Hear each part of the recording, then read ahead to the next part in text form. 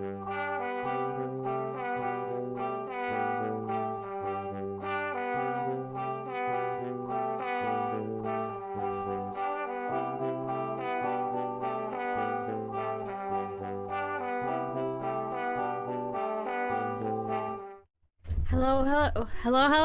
Welcome to Elmet. Welcome to the stream. I almost thought I didn't actually put on my mic. It was a little hiccup. I'm like, oh shoot, I'm actually on. No, I am. If you notice, I'm sounding better. I'm no longer quite so sick, but my voice is still rough. So if I start getting coughing fits, it's because I'm still not 100%, but I think maybe by the end of the week I'll be fine, which is great. Just a little quick, I don't know, update on my how I'm doing. I also am like finishing a cup of tea here. Anyway, the appropriate English breakfast tea that I have because we're finally getting into London, which I have it just so I'm loading up my save file here because I'm pretty sure it drops you right into a cutscene. If I remember correctly from when I was testing this, like weeks ago. Hello, Grandma Iris. Hello, Frugu. Yeah, I'm happy to be getting better there, Grandma Iris. I'm still a bit coffee, but I'm okay. Might be a little rough today. We'll see how far we get. I might have to take it easy. I might have to call it early. I'm not entirely sure, but we'll see. We'll get through at least a little bit. That's what matters, right? Okay, let's get going. I'm gonna be quiet for this a little bit because cutscene. Well, I'm gonna be quieter maybe. Oh no, right? We get the little entry episode. Oh, well, they're called episodes. I keep meaning to check it, but then I don't. The runaway room. Glancing over my records of the late last century, I am faced by the events of a certain bitter winter. A murder in a carriage as it sped through dense London fog in the dead of night. Though the victim and the perpetrator were the only ones inside, there were multiple witnesses to the crime itself.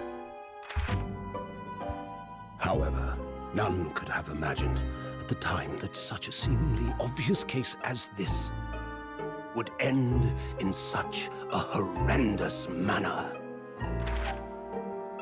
My friend, Mr. Herlock Sholmes, once said of the incident, "I believe that perhaps that case was indeed the prelude. The beginning of a long concerto that impressive Japanese student and I were to play together." You don't know the half of it. Oop. Animation. Amazing. Is this really just a railway station?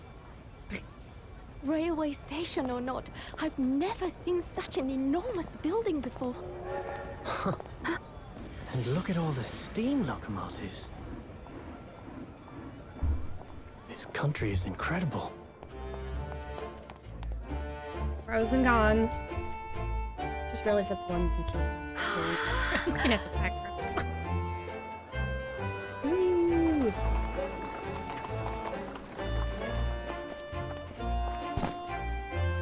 I feel like I'm dreaming. So this is the capital of Great Britain. Yup. So, where to? What the fuck at all? Hello. Climb aboard. I'll take you wherever you want to go. In that case, the Supreme Court in Whitehall, if you wouldn't mind. My pleasure. I really like Ryunosuke's cape here. I suppose you're visiting students from abroad, eh? Wear it ever again. Thought so. Well then, I hope you enjoy your stay. There's a store called Rosebud. And welcome to the centre of the world, Great Britain's mighty capital, London. London! Like, I don't want to. I just talk a little bit. He's so adorable. Susato? Oh. I wasn't expecting to get here right away, but okay, we're here. Yeah, okay. The 18th of February. Okay.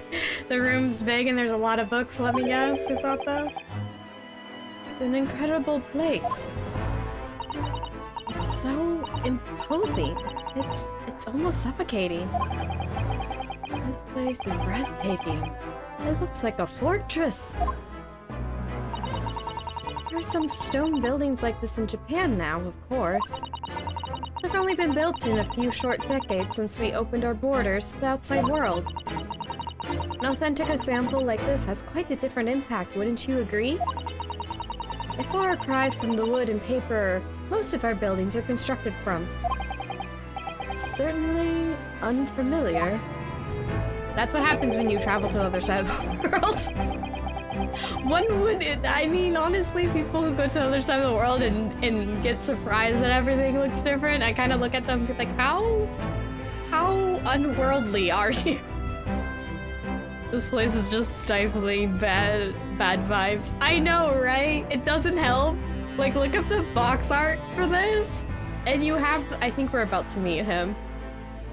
And we have the guy we're about to meet, and he's facing away with his arms like held out and almost T-pose. And I'm like, gee, I wonder who the main bad is. Maybe it's the guy where the first comment is how this is imposing and stifling and how he looks like an evil villain facing away from everybody, lording over the rest of the characters in the freaking artwork. And I'm like, and it's like, honestly, to the shock of probably no one, unless your media literacy is that low, it's like, wow, he's the big bad guy. He's the reason why everything has a problem. Like, gee, I couldn't figure that out. I mean, honestly, if you couldn't figure that out just by looking at him, I'm sorry. Maybe these games aren't for you. I mean, it's really obvious. It's pretty obvious. I think you were, from what I remember, where I play M? I don't know. Oh, did I hit the chord? Yeah, everything went quiet. I think I hit the chord. Hold on. Where's the option? Where'd it go? There it is. This. Oop. Yeah, I hit the chord. Oops. Let me... Yeah, it's gonna be wonky. Oop. Are you okay? Hold on. I'm gonna jiggle the chord.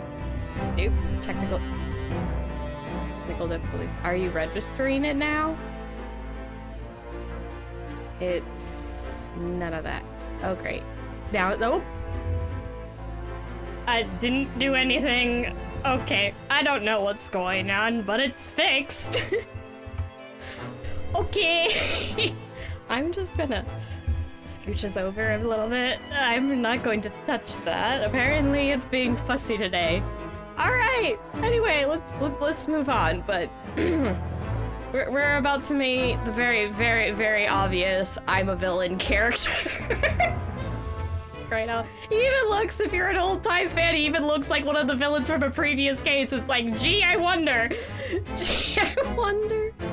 Oh gosh.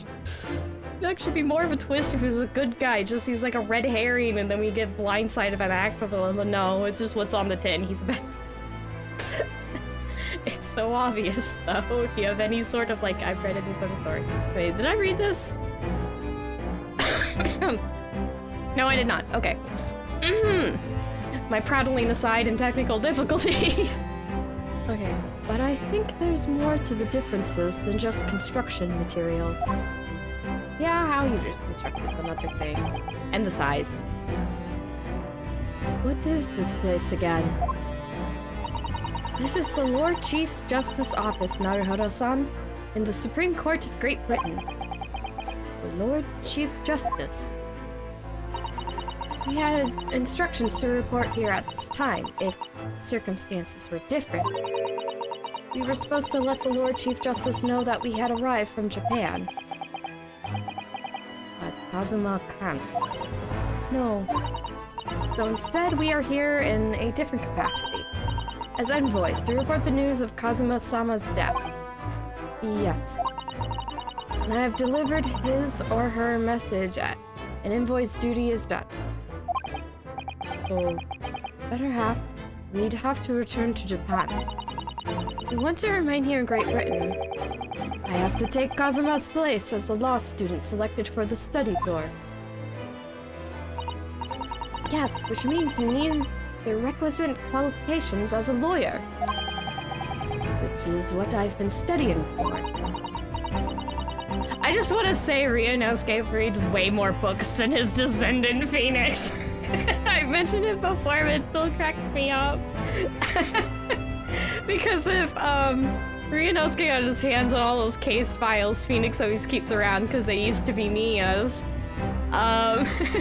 Ryunosuke probably could recite a good number of things just from the top of his head, and I bet Phoenix would be looking at him going, how? Which is a funny thought, but I love the fact that they included that Ryunosuke's very much his own person, but there's also like some mannerisms and traits that his descendant has, and I appreciate it. Hairball! Be hilarious if those two got to interact. I would love that. I wonder if there's like a little drama CD or something in some like Japan only content that has the two interacting in some hypothetical, like, this is how they would react. It's not at all canon, but just for everyone curious who wants to know how Ryunosuke would interact with Phoenix, which I also want to say, Phoenix's Japanese name is Ryuichi.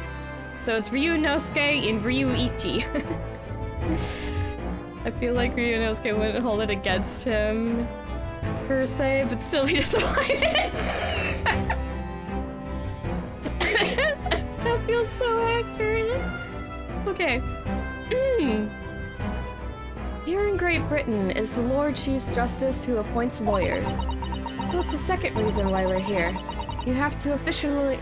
Oh, you have you officially recognized as a lawyer.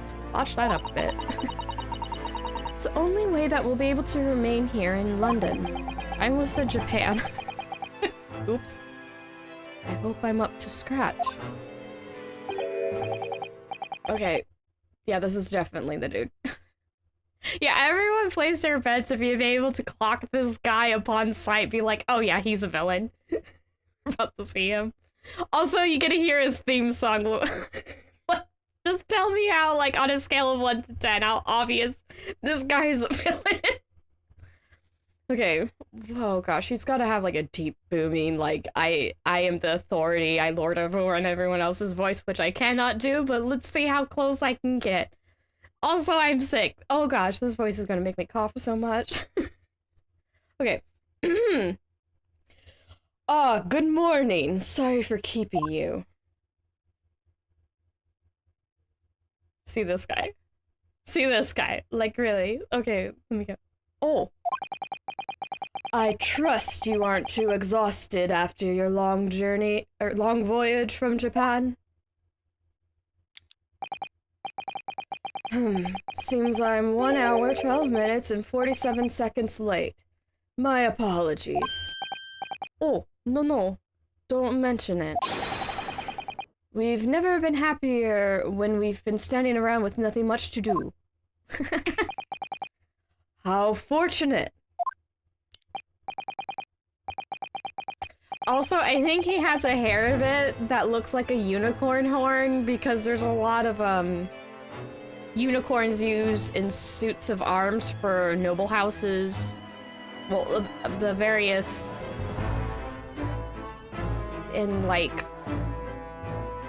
Okay, I just heard one of my housemates tell me. It's also in the coat of arms for, the monarchy. So, yeah, he has a bit of unicornness in him, like, literally.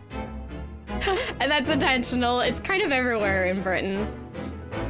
And surprisingly, it's like the monarchy. Oh wow, the symbol of the monarchy is everywhere in the place they rule over. Big shock there. It's not like that happens everywhere else, too. Anyway, but yeah, that's a fun little bit. If you would, like, does that guy have unicorn hair? Yeah, I'm pretty sure that's intentional. Anyway. So, introductions. I am Male Strongheart, Lord Chief Justice of the British Empire. I feel like a little mouse under an elephant's foot. Come on, Mr. Naruhodo, don't be a mouse. Oh, It's an honor to meet you, Lord Chief Justice Strongheart. I'm Ryunosuke Naruhodo from the Empire of Japan. Well, Mr. Naruhodo. Welcome to London, the capital of our glorious British Empire. Seriously. I really hope everyone, if they just saw this guy, especially in this pose, be like, points at evil. Because it feels so obvious to me. Oh gosh. Oh, like, I looked at the box art and I'm just like, that guy. Oh, but don't you worry, there's plenty of twists and turns. Don't you worry. I think it's very much intentional. Making this guy obvious. So evil, look, he's looking down at you and everything. Screw you. Why do I feel like I want to make myself bigger, so I'm just go wah and go tower over him and be like, I can be bigger than you. Oh well. I'm not going to do that, but I want to. Okay. Ah, yes, thank you. I like voicing Ryunosuke. Oh, okay. It's like a brown room with books. Okay. Wait, can I look up higher? I always want to look up higher because that's like clearly a giant clock base behind him, and I want to look at it, but I can't. Okay, distractions aside. Okay, London. So, what are your impressions of our capital so far? How do you like London? Oh, well, help. I've been so nervous ever since I got here that I can't remember a single thing about the city. It's simply splendid, isn't it, Mr. Naruhodo? Susato in for the save. Oh. Oop. We had a wonderful view of some of London's streets from the carriage on the way here from the station. Everything is so impressive and grand. I must say I'm almost lost for words. Nods. I'm glad to hear you like it. The city boasts tramways, piped water, and gas. Even cables supplying electricity. We spearheaded every revolutionary new technology in the world. Every visitor to London is astounded. I'm sorry, on the whole of the technology, I find it rather ironic that at this point that it's like, I think Japan has a lot of like, for the electronics and stuff, technology spearheading. Not everything, of course, not everything, but there's quite a bit out of there where it's like, and Japan did this first. Oh, how the turntables have turned. I'm just slightly amused by that, you know, weird real world hindsight or something like that. Anyway. It's always interesting to see how history has played out, I suppose. Hello, Susato. Oh yes, astounded is the word. Thanks for saving me there, Susato-san. And everything seems so jolly and full of vigor. Oh, everyone. Is it everyone? Hold on. There's this button? This button. Yeah. Yeah, everyone seems so jolly and full of vigor. Oops, I think I said everything or something. I might have gotten that wrong. Okay. Yes. There is much excitement about the upcoming great exhibition we will be hosting here in London. I don't remember, did they have an exhibition? Because it's... Well, I imagine they did. I need to go look up exhibitions now. I want to go look that up. I'm like, did this actually happen in real life? Did they have an exhibition for the turn of the century? I know there's a lot of countries that did stuff for the turn of the century from the 1800s to the 1900s, but I'm also like, was there a big showcase with inventions and stuff like there is in this game? I don't remember. I want to go look that up. Great exhibition. Oop. I forgot he has a cane. Oh, hello, Margaret. Hello. Welcome. Wait. Cultural? Yeah. Cultural and technological achievements from around the globe are to be exhibited here in our great city. It will be the greatest spectacle of its kind in history. It will make the Paris World Fair look like a toy shop. That's where they made, I think the one he's referencing is the one they made the Eiffel Tower in. It was only supposed to be temporary, and if I remember correctly, it was supposed to test radio waves and weather, I want to say. And they were going to take it down. I think it was supposed to last for 10 years, more or less. A certain number of years. It wasn't like a single year. And then they would take it down. And when they first put it up, everyone thought it was an eyesore and hated it. And then they're like, we're gonna take it down like we said we would, and you guys really seem to hate it. And then everyone's like, no! No! I'm like, I'm always amused by that. Everyone hated it at first, then they got used to it in the intervening years, and then they got very upset that they were gonna take it away. It's kind of silly. But anyway. Gosh, I can hardly imagine how magnificent it's going to be. There's the postman. Oh, there's birds in the back. Great Britain's capital city is nothing but magnificent. London is the center of the modern world. Thank you for the emotes. Even if you do say that, so... Even if you do say so yourself. The sun will never set on our great empire. About that. I'm sorry, I'm just taking shots at all the history. Not really. Perhaps it is fate that in these progressive times we welcome visitors from the land of the rising sun. Okay, we didn't get any more of that. Law student. Next conversation. Lord Chief Justice, I think you were expecting a student of law for the study tour, or weren't you? Quiet. Absolutely. A Mr. Kazuma Asogi, if my memory serves. That's right. The British government has already been telegraphed a full report on the situation.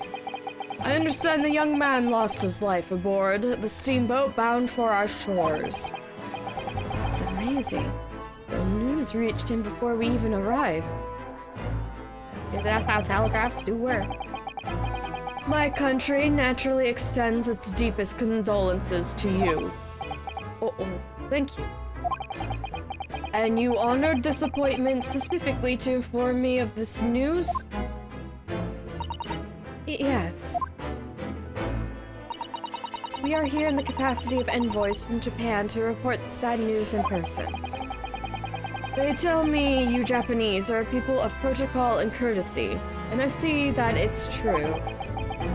And it is with some regret that I must inform you that the death of the young lawyer means the study tour arrangement can no longer proceed.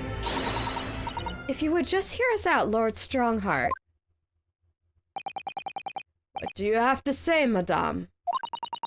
It's about the study tour. Mr. Naruhodo here would like to make a proposal. Would he now? Well, Mr. Naruhodo, this is it then. The moment of truth. And we get a new option. Continuing the study tour. The thing is, Lord Justice, Lord Strongheart, I was wondering if perhaps you would consider allowing the study tour to go ahead. Don't misunderstand me. Britain would ideally like to see the tour go ahead. But without a lawyer from your country, there's nothing to be done.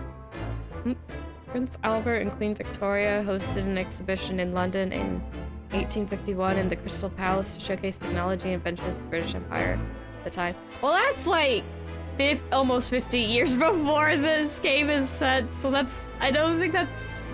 I do know of the Crystal Palace exhibition. I really wish it didn't burn down. The Crystal Palace sounds like it'd be a very... If it still stood today, that it didn't get burned down, I don't even remember when. I forgot. Was it after like 20 years, 25 years? I think it was up for a while, but then yeah, it did burn down. I can't remember if it was arson or not. But yeah, it burnt down, it's not there. You see it, some people might be familiar with it, because it does show up occasionally in like animes and stuff. So have you ever seen a building that looks like a giant greenhouse and there's a bunch of stalls and markets in it? That's what it's referencing. Anyway. Yeah, I read this. Well, in that case, what if there was someone else? Another lawyer from Japan, I mean. Is there something I don't know? Only a single lawyer was invited to Great Britain from your country, and that was Mr. Asogi. At least that's what I've been led to understand. Well, the thing is, this really isn't going well at all. I just can't seem to find the right words to say to this man. Mr. Naruhodo, I could ruin things here if I'm not careful. What am I going to say? There's someone else for you. The largest and wealthiest empire of the time, really, until the end of World War. Yeah, they were. I'm getting history facts from Grandma Iris in the comments.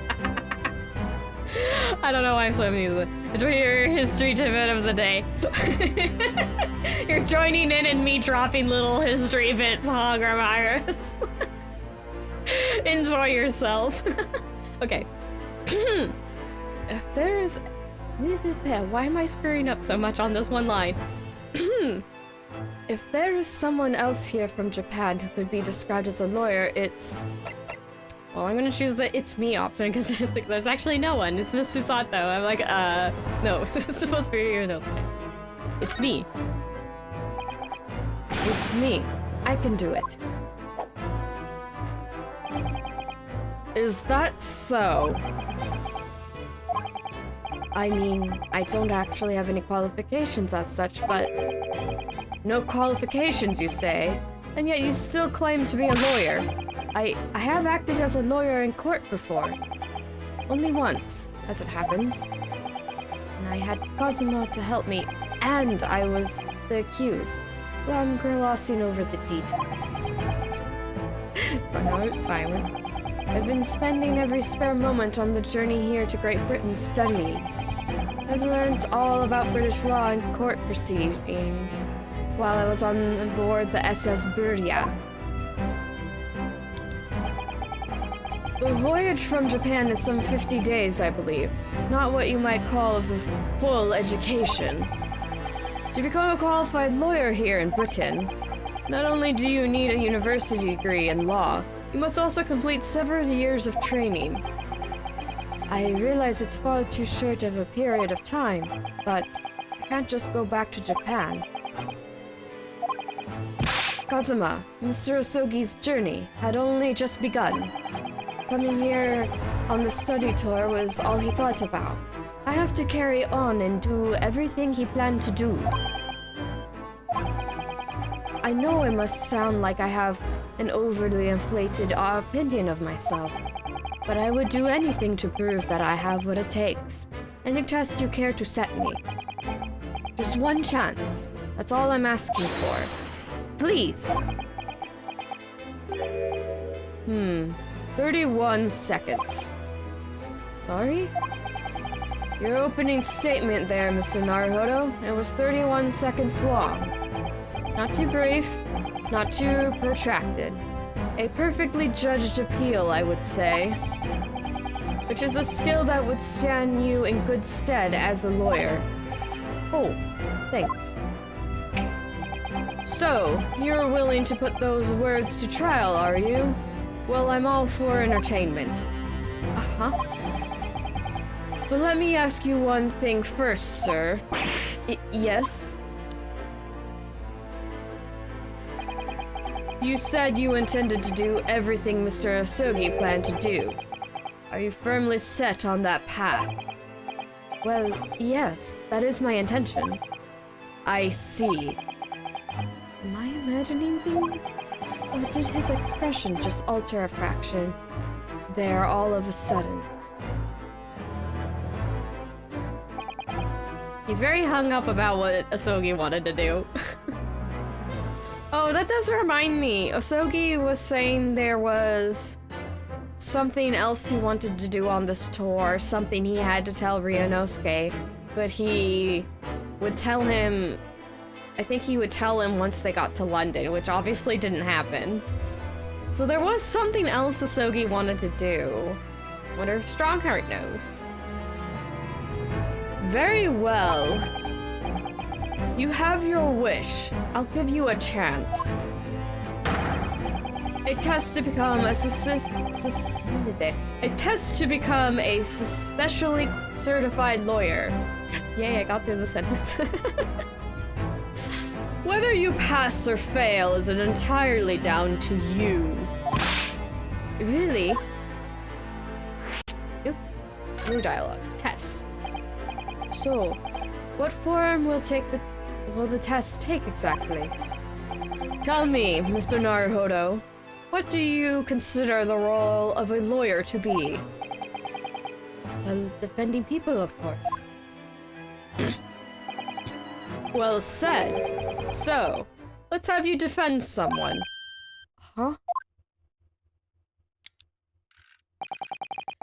Your timing is perfect, in fact. There's an apt trial about to begin later today. No advocate has been appointed for the defense as yet, so this will be a welcome news. Today? Straight away? If you manage to secure a verdict of not guilty, you'll have passed my test. What could be simpler? Oh, how do I get myself into these situations? Main character syndrome. Well, not syndrome. It's more of the curse of being the main character, Ryunosuke. The story must progress. Well, could I ask, what sort of trial is it, Lord Strongheart? Yes, good question. Ah, I remember. It's a murder trial. A murder? When is it not? Not that you know that's this game, but it's usually a murder trial. Gosh. I feel like there's one or two trials that don't start as a murder trial, but they still end up that way. Is there one that is never not a murder trial throughout the whole of it? I don't remember. Is there any Ace Attorney cast where nobody dies? I have to think about that later if I really actually want an answer, but anyway. An extremely simple case, I understand. You really can't lose. That's easy to say. But I should mention, just in case, if the defendant is found guilty, he will of course be sentenced to capital punishment. Capital punishment? He'll be put to death? Here in Great Britain, murderers are sent to the gallows without exception. Presumably, you read that much in your short sea-based introduction to British law. We can't possibly agree to such a test. We would be toying with a man's life. I am the Lord Chief Justice, and I've decided it's acceptable. But you can't just do that, can you? There's no need to overcomplicate this. All you need to do is ensure you don't lose. So the defendant may live or die depending on how well I perform in court. If I lose, he'll be hanged. Mr. Naruhodo, you've come to me claiming to be a lawyer.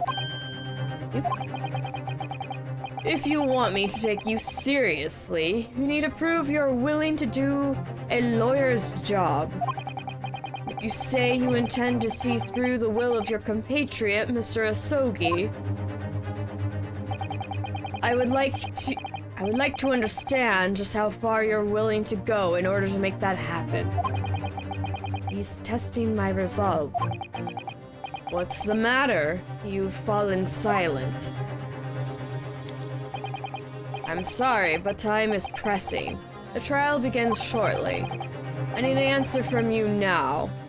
What's it to be? What do I say? Do I agree to this absurd test? Of course we'll do it! We got a trial to do! Alright then. If I have to give you a decision now, my answer is... I can't do it. I can't get the words out. 15 seconds. Your decision-making needs work if you want to be a lawyer. That was too slow. You in time. So, is it as I suspected, is it? Sorry? You have noble intentions, but lack the resolve to see them through. The test is cancelled. Thank you for stopping by. Go and acquire your ticket for passage back to the east tomorrow. This conversation is over. Yes, Lord Strongheart. Thank you for offering me a chance. Mr. Naruhodo. I'm sorry, Miss Susato, but what could I do? It's alright, I understand. You do? It's not an easy decision to choose whether to defend a man in these circumstances. The results have absolutely nothing to do with it. What are you trying to say, madame? I think what Miss Susato means is that no matter how badly I like to be recognized as a lawyer and stay here in Great Britain, to risk another man's life by treating his one and only chance at trial so trivially would be utterly unforgivable. I feel the exactly the same way. I'm sure the defendant won't see this trial as a test, as some kind of experiment.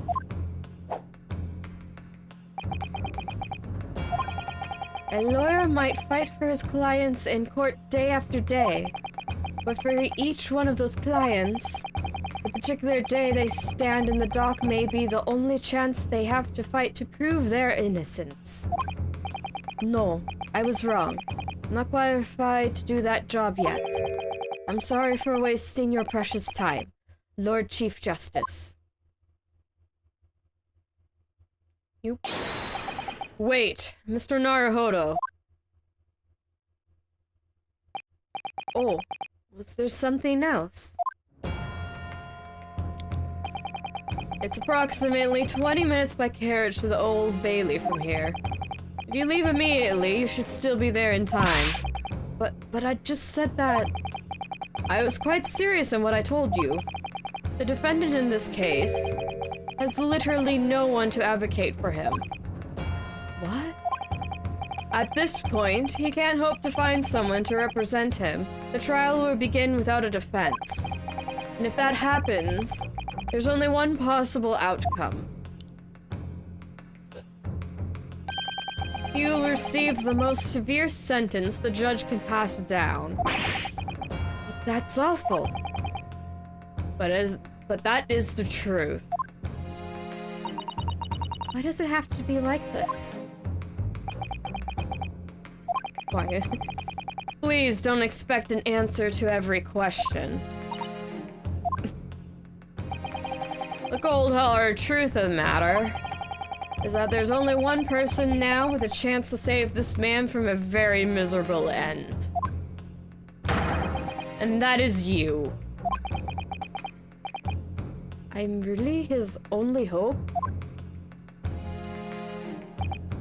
So, what do you say now, madame? Me? What do you mean, Lord Strongheart? You said it wasn't an easy decision to choose whether to defend a man in these circumstances. And I agree. But in my estimation, it's purely a simple matter of resolve. Oh. Our time is up here. I have a meeting to attend. Must leave in 2 minutes and 16 seconds. So, venture into our great city and enjoy yourselves. And off he goes, I guess. He's gone. Old Bailey. What a jerk. I know, right? It's like, seriously. I wonder who's gonna be the big bad, but I didn't even boot up the game. And then he comes over striking a pose that literally looks down at you. I'm like, oh yeah, he's gonna be a villain in some capacity. There's no surprise there.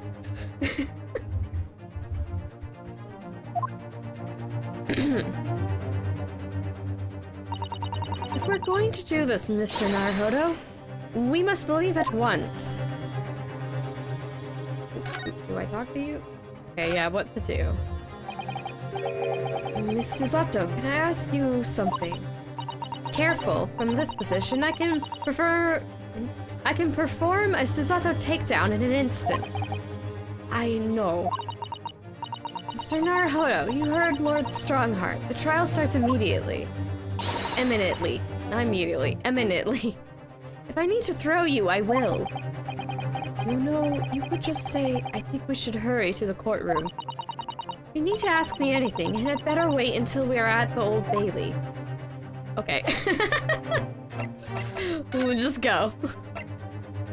Let's go to the Old Bailey. Before Susato flips Ryunosuke over. 18th of February, at 9:45 a.m., the Old Bailey Defendant's Antechamber. That guy has a mustache. I don't know why I need to point that out, but that guy has a mustache. Oh, thank goodness, we're in time.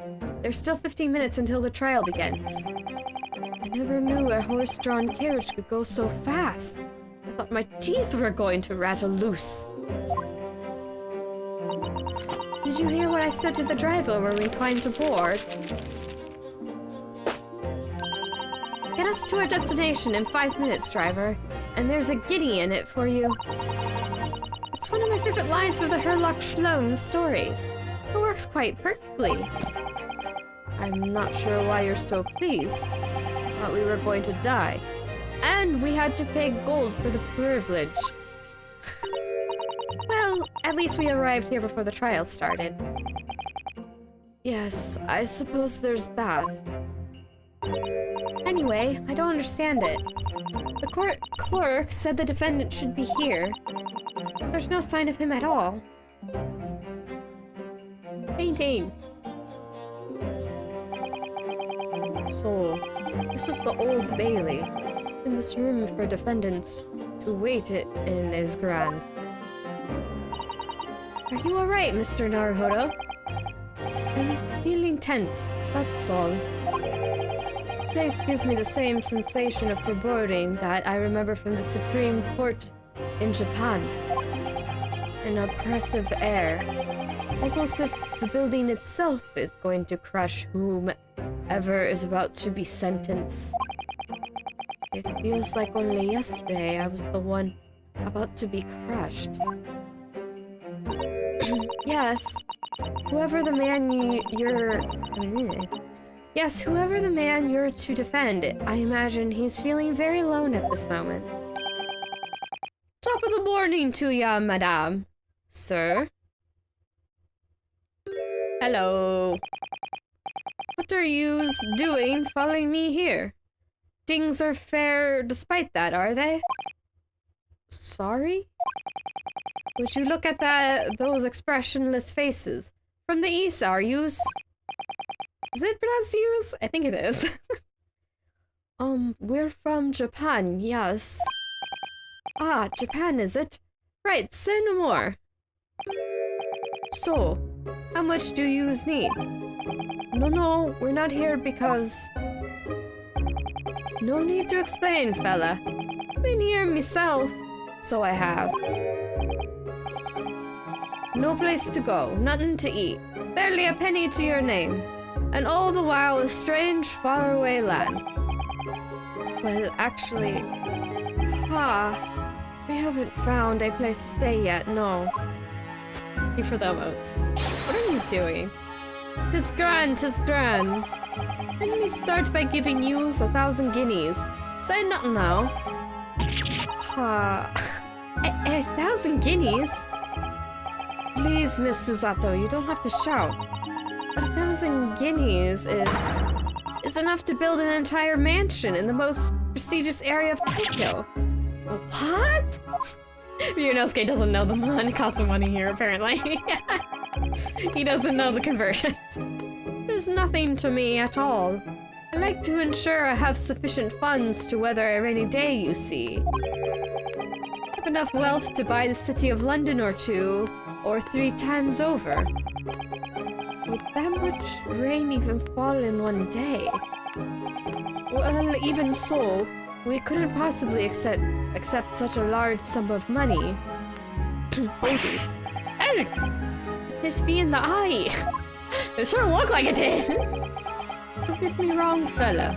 I'm not giving it to ya, no strings attached. I'll be wanting you to do something for me. Oh? To be honest, it's a little embarrassing. The trial that's about to begin, you see, is for me, good self here. I'll be in the dock. So now, what I want you to do is come along with me and stand there beside me. Officially, you'll be my lawyer, but that's just a little detail now. Oh, well, the thing is, don't worry a thing. All you have to do is stand up there next to me, nothing more. Also, if you couldn't tell, he has an Irish accent, and I don't think I'm doing it justice, but I'm not really trying, to be honest. I'm not very good at accents. So, if I do this with any kind of decency, cool! I am surprised myself, to be honest. I more believably would hear someone's like, you're not doing great. I'm like, I'm not surprised. Otherwise, you see, the trial's going to start without me having any kind of representation at all. So it was true. The Lord Chief Justice wasn't just making it all up. I'm terribly sorry to have to ask, but does that mean you're the defendant in this trial? Blustering blazes, do yous not know who I am? Me? One of London's biggest names? No, sorry. I've only just arrived in the city, you see. I see. I suppose it isn't altogether impossible. Well, just next to Hyde Park, in the center of London, is another beautiful park. Sorry? A park? What? It's called McGilden Park. Full of blossoming flowers in the spring and singing birds and whatnot. I donated it to the city, so I did. And an entire park in central London. A city of smiles. That's my vision for London. There's nothing Magnus McGilden wouldn't do for the city, and it's... Where, old people? Wire? Where? It looks like square, but without the S. So it's supposed to be where? Square? Where? Where? Okay. That's amazing. I mean, really extraordinary. But now they've the gall to say I'm a good-for-nothing criminal. Me, Magnus McGilden. What's the matter with the London police, I ask ya? He's gotten riled up. Alright, don't pass out. Mr. Naruhodo. Perhaps now would be a good time to introduce ourselves while the gentleman catches his breath. Good idea. He's still out of breath. Mr. McGilden, the thing is, we're actually here in London to study British law. We're law students on a study tour from Japan, you see. He's still out of breath. So, if you don't have a lawyer for the trial yet, and you'd be happy to put yourself in our hands, that's what I was saying, you daft Egypt. He's so upset. I've given you 1,000 guineas to stand up there next to me, haven't I? Well, yes, but wasn't really offering to just stand there next to you. Oh, he's composed himself. Oh, I think I see what's going on here. Sorry. I know what you're thinking. This Chancellor of a fella claims to have more money than the Queen. But if that's true, why in blazes can't he hire the finest lawyer in all of England? Because he did it. That's the only explanation. Well? Well... Not at all? I don't know what the right answer is. Not at all. Although, it is a little strange, to be honest. Why do you don't have a lawyer, I mean? Why... Wait, there. Why you don't have a lawyer, I mean? That would be the fault of the Reaper. Sorry? Did he just say... Reaper? Aye. The Grim Reaper of the Bailey. Lord Baroque von Zeeks. He's the prosecutor. The prosecutor is the Grim Reaper? When Van Zeek stands for the prosecution, they call his accused his sacrificial lambs. And to this day, in every single trial in which he's been the prosecutor, the accused has been damned. What? So it's reached the desperate situation, where there's no one willing to stand in defense. Defiance? Yeah, defense. There's no one to stand in defense against the fella at all. Could say he's a living legend of the Old Bailey. Goodness, Lord Baroque van Zeeks. He must be an exceptionally talented prosecutor then. Okay. Talented isn't the word you're looking for, madame. It's cursed. Cursed? What on earth? The defendant is summoned, and his counsel. Please make your way to the courtroom. Into the courtroom. The trial is about to begin. There's a bailiff. His counsel. That would be me. Oh, 'tis time. Well then, fella, don't let me down. But I don't know anything about the case. You haven't told me what happened. Until you showed your face here. I made up me mind, so I had. Sorry. I decided I have to defend myself in there. How would that have worked? Then you made an appearance. A student of law, wouldn't you know? There's no accident, I can assure you of that. 'Tis fate. So don't get cold feet now, please. Oop, everything's going dark. It's just McGilded there. I literally know nothing about the case or this man who stands accused. In fact, the only thing I do know is that I can't just turn my back on him.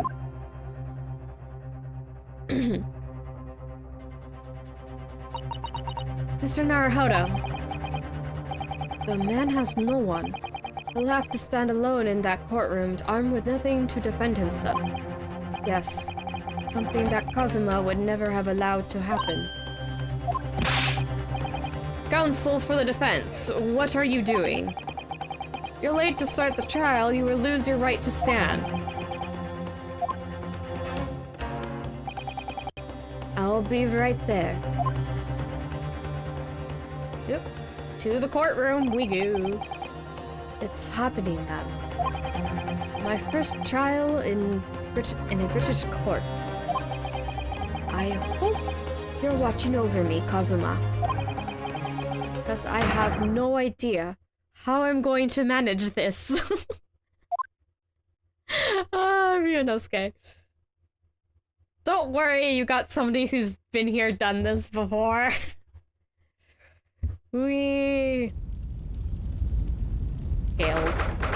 18th of February, 10 a.m. The Old Bailey courtroom. Woo!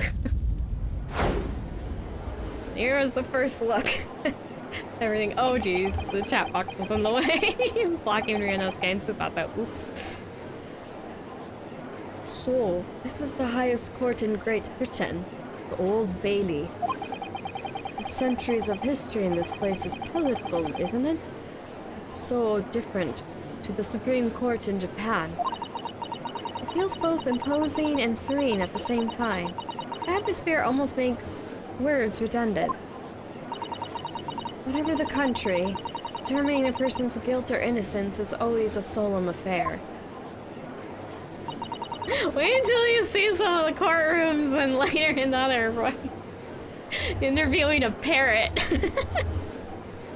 I also think it's funny because people probably only know that Phoenix interviews, well, cross-examines a parrot, but that's actually not the only animal that gets cross-examined in the Ace Attorney series. There's also a DLC case. I don't remember who was the attorney, who your point of view is from in that case, because I did not get that one. I know it's in the collection coming out in, like, I don't know how many days as of the live recording of this.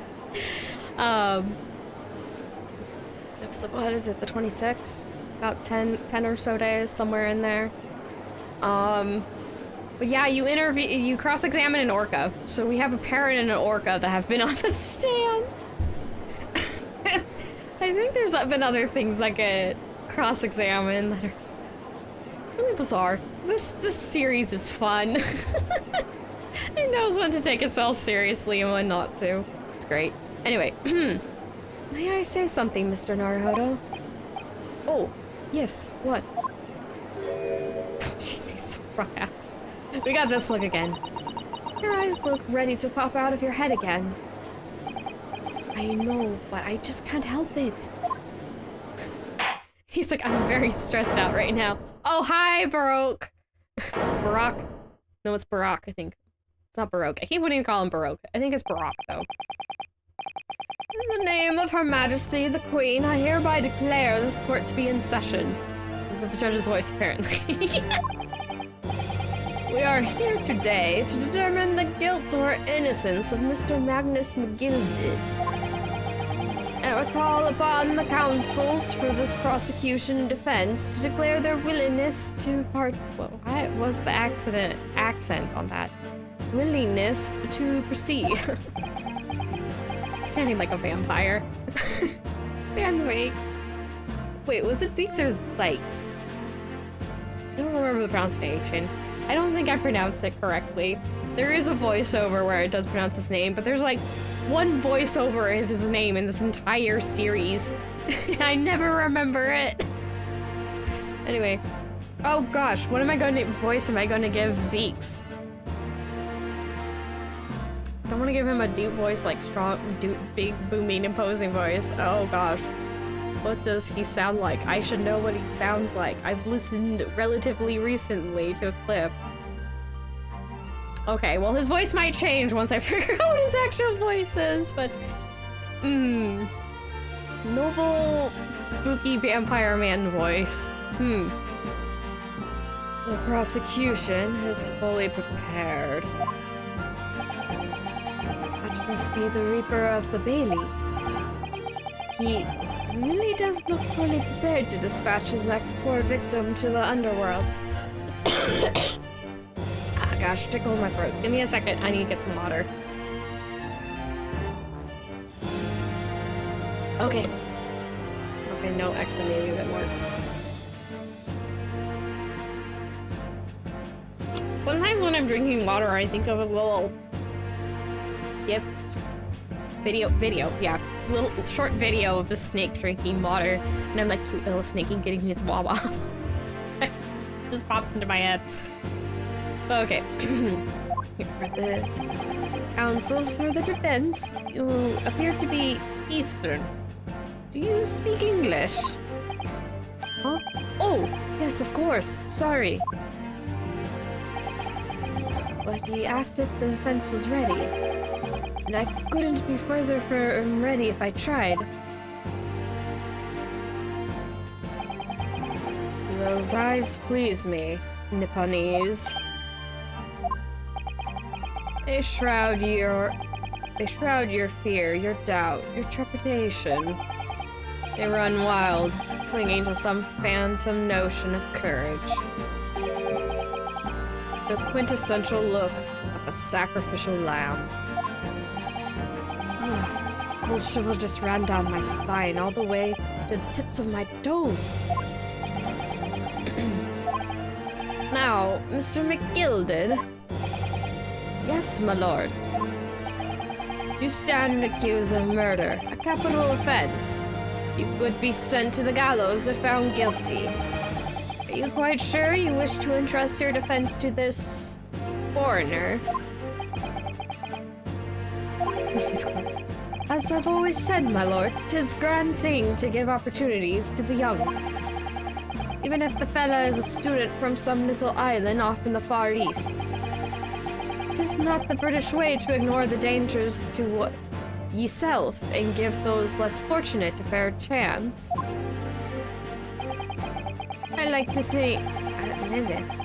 think that acts of chivalry do Great Britain Empire proud. Listen to McGillett, what a fine gentleman London has in him. Did you hear he donated £5,000 to the government the other day? Brother, may we please go and play McGilden Park? Jesus. That was a lot of rapid-fire dialogue, goodness. Wait, is that even in the history? Oh yeah, it is, okay. There's briefly everything there if you need to pause it on that. It seems as though everyone in the public gallery is firmly behind Mr. McGilded. It's definitely welcome news. And he certainly has a way with words. I'm surprised he couldn't convince anyone to defend him. That's how scary Van Zeeks is. Oh gosh, I hope we get... Yeah, we have... I'll be straight for at least another hour. If my voice holds out. That's the main problem today. Will my voice hold out? But yeah, let's see. Because Van Zeeks has some great animation. He has the best animations in this whole game. So whenever he's on screen, definitely take a look. God, he's so silly. I like Van Zeek. I'm not gonna hide that. I like him. He's great. Eloquently put, Mr. McGilded. Most laudable sentiments. Now,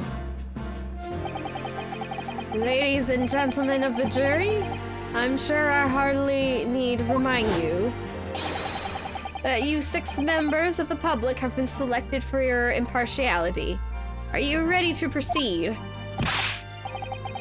Yes, my lord. If the task is to send rotters to the gallows, where they belong, I'm more than ready. At the manor, his lordship always says we should dispose of rubbish promptly. Naturally, I agree. Ha! Any criminal here will soon be wishing they never set eyes on me. Okay, why am I getting a little accent in there? I didn't want to do that. No. You didn't even say anything! You're not gonna say anything, are you? Or are you gonna say? Wait. I feel a chill. Oh, don't mind me, my dears. I'll just be getting on with my knitting. Let's finish these mitts for my grandson. Ah, Mr. Naruhodo, those people are the jury, yes. That's something we don't have in Japan yet. That's right.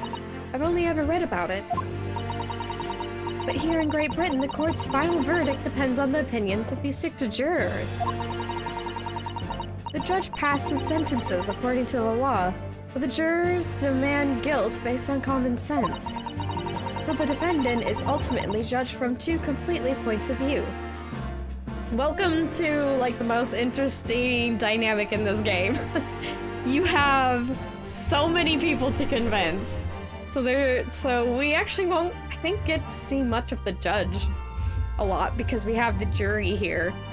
But yeah, we'll have the jury and the prosecutor to bounce off of, which is one of the reasons why this game is so interesting. Really get to think of it here. I also like how I'm pausing on the granny here. Hi, Granny! I like the sweet old granny. I also feel like she's gonna stab somebody with one of those knitting needles if she gets mad enough. Hello, Grandma Iris. Hello to you too. We got 2 grannies now. Everyone say hello to the grannies. In this house, we appreciate the nice old grannies. But how exactly do the jurors give their verdict? That I don't know, but I'm sure it will become clear as the trial progresses. Yes. Prosecutor Van Zeeks. My lord. It's been a number of years since we've seen you here in the courtroom. I thought you renounced your fame. I'm known as the Reaper of the Bailey, my lord. Infamy rather than fame, I would say.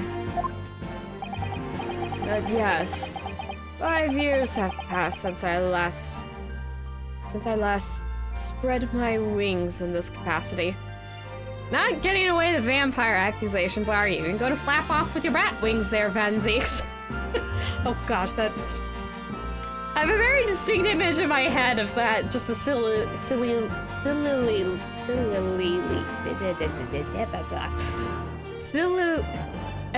done comic where he just kind of flies off and everyone's like, what just happened? That's an image. So, what brings you back? There's some change of circumstance which the court should be aware? It's quiet.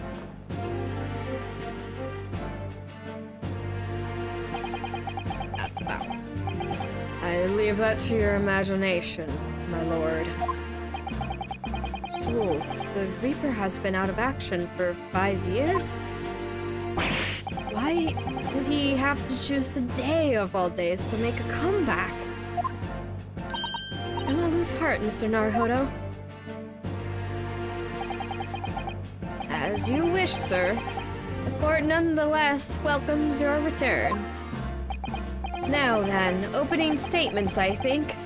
A summary of the case, if you please. Certainly, my lord.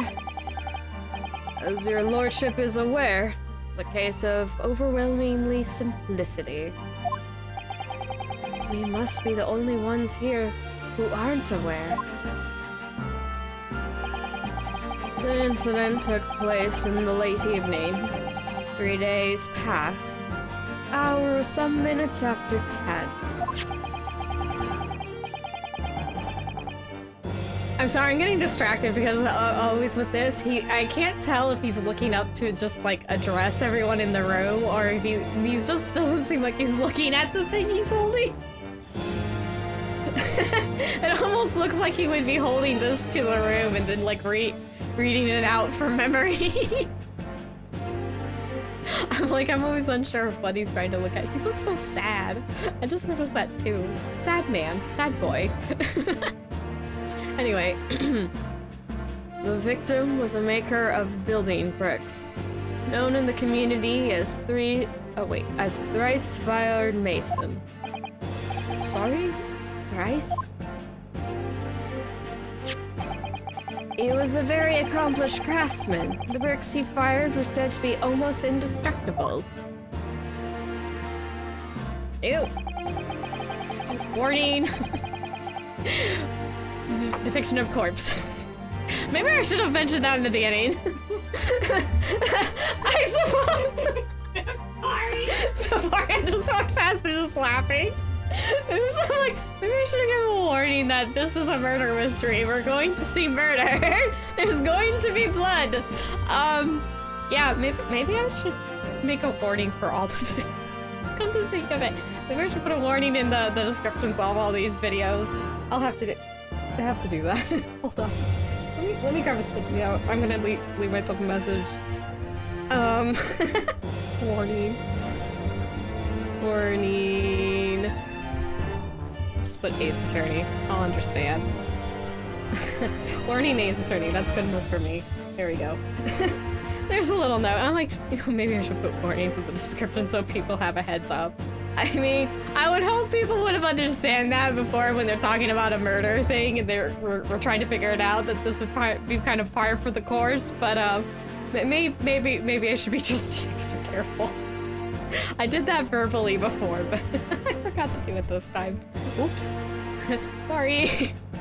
The victim's corpse was discovered in an omnibus in service on the streets of London at the time. The dagger that had been thrust into the victim's abdomen is believed to be the ultimate cause of death.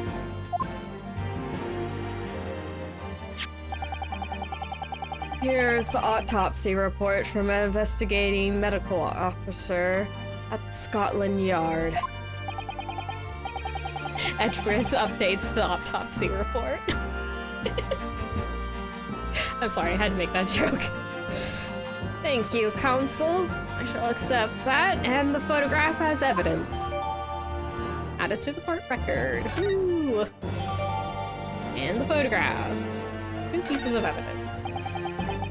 And one further item of evidence. The prosecution wishes to submit these as well. And these are... Good lord! Is that blood, counsel? Yes, my lord. Seized by a policeman who arrived at the scene. These gore-soaked gloves were taken from the hands of the accused when he was arrested. What? Mr. McGilded's gloves had blood on them? Guy's still playing with a knife. Was it really wise to let a guy with a knife into a courtroom? I feel like there's some level of danger just inherently allowing weapons in. Except maybe from, like, I don't know, the people who are actually practicing law. I could see why you would, like, let Van Zeeks and Ryunosuke keep their swords. Which, if you haven't noticed, Van Zeeks has a sword at his hip. Just like Ryunosuke does. Because he has a Kuruma? Kuruma? I don't think I'm quite getting it right. But Asogi's sword. Kazuma Asogi's sword from his family. I can't quite remember the name. But it's close to that. I'm sure if you type it in what I was saying, you'll get the right name. Maybe I did get the right name and it just doesn't feel right. I don't know. Anyway. Yes, I will accept these as evidence as well. Accepted it. Evidence of the court record. Ooh. How did I get into this? Backed into a corner before I even started.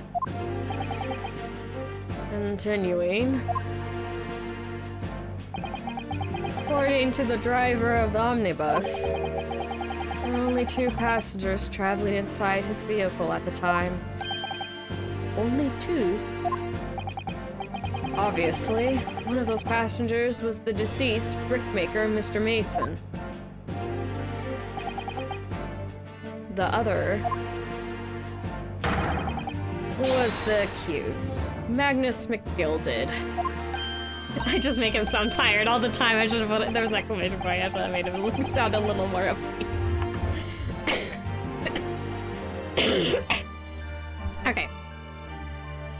Well, rather damning circumstances to say the least. Defendant, what say you? He's just smiling. Well, of course, I have no recollection of such a thing. Mr. McGilded. To be sure, I rode the omnibus that evening. But whether I'm in a carriage, I'm taken with a fierce... Whenever I'm in a carriage, I'm taken with a fierce tiredness, and I always succumb to it. Are you claiming... Are you claiming to have been asleep? What is that? Tis the motion of the carriage, my lord. Litting, so it is. And when I opened my eyes again, 'twas a desperate sight before me. The body of a man I'd never laid eyes on before in me life. Now ask yous, what good-hearted soul wouldn't rush to help a fella bleeding from his stomach? I wasn't about to start worrying about me gloves now, was I? I reached out to give the man a hand. So, the blood got onto the gloves then, after the man had been killed. Unfortunately, that statement of the driver's is only the beginning. What? That's not all of it. There were multiple witnesses to the precise moment which the brickmaker was fatally stabbed. Oh, there goes the jury. That lady is typing very fast. Order, order, order! What am I doing with the judge's voice? I'm gonna be a bit all over the place, apparently. When the killing took place, only the victim and the accused were inside the carriage. They were witnesses to the crime. It's not just a case of compelling evidence. It's the nail in the coffin for the accused. I really love his slow little point. Here at Ryunosuke. Thank you, Counsel. The circumstances of the crime have been made quite clear. I think we will hear the testimony from these witnesses first of all. Your wish is my command. Bailiff, bring the witnesses in at once. It's actually kind of, oh my goodness. I think that's a snowman, not a person. I forgot about this character. This is why I wanted to replay this game. Witnesses, their names and occupations. My name is, well, everyone calls me Beppo. Beppo. Well, my name is, well, everyone calls me Beppo. I drive an omnibus in the East End. Bruce Fairplay. I'm a banker in the city. My name's First? I think it's pronounced First? My name's First Lady. First Lady? Like ladies first? First Lady. That's your name. Your name is a pun on First Lady. I don't know how to pronounce. I kept pronouncing this guy's name as like Faust. I almost pronounced this gay. Oh boy. There we go. My name's First Lady. First. Wait, no. My name's First. Lady First. Ah, that's why. Lady First. Oh, the pun is getting to me. The puns are real. There's a lot of puns in this game. I make hats for gents. Let's begin by confirming the facts. 3 days ago, at a short time after 10 o'clock in the evening, all of you present in the stand were in an omnibus. Wait, we're in an omnibus. Hold on. We're in an omnibus and witness. Okay, I can read.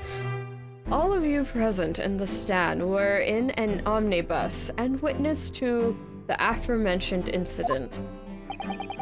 Is that correct? Yes, sir. Quite right. Yes, sir. That's right, sir.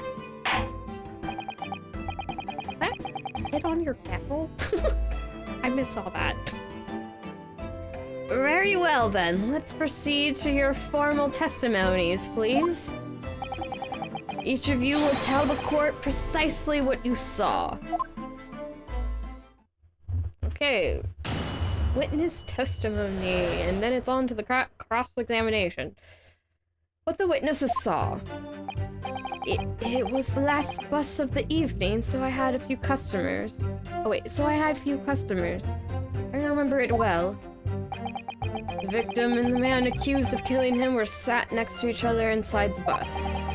Then out of the blue, the accused just reached over and plunged a knife into his guts. That's right, he stabbed him. I screamed I did. Couldn't help it. man, if you make hats for yourself, make one that fits your head. Jeez. His hat keeps falling off. As soon as I heard the scream, I stopped my bus. And then I saw it too. An ambiguous testimony, I must say. Exactly, my lord. These men witnessed the incident in the omnibus with their own eyes. I'd like to ask a question, if I may. Yes, counsel?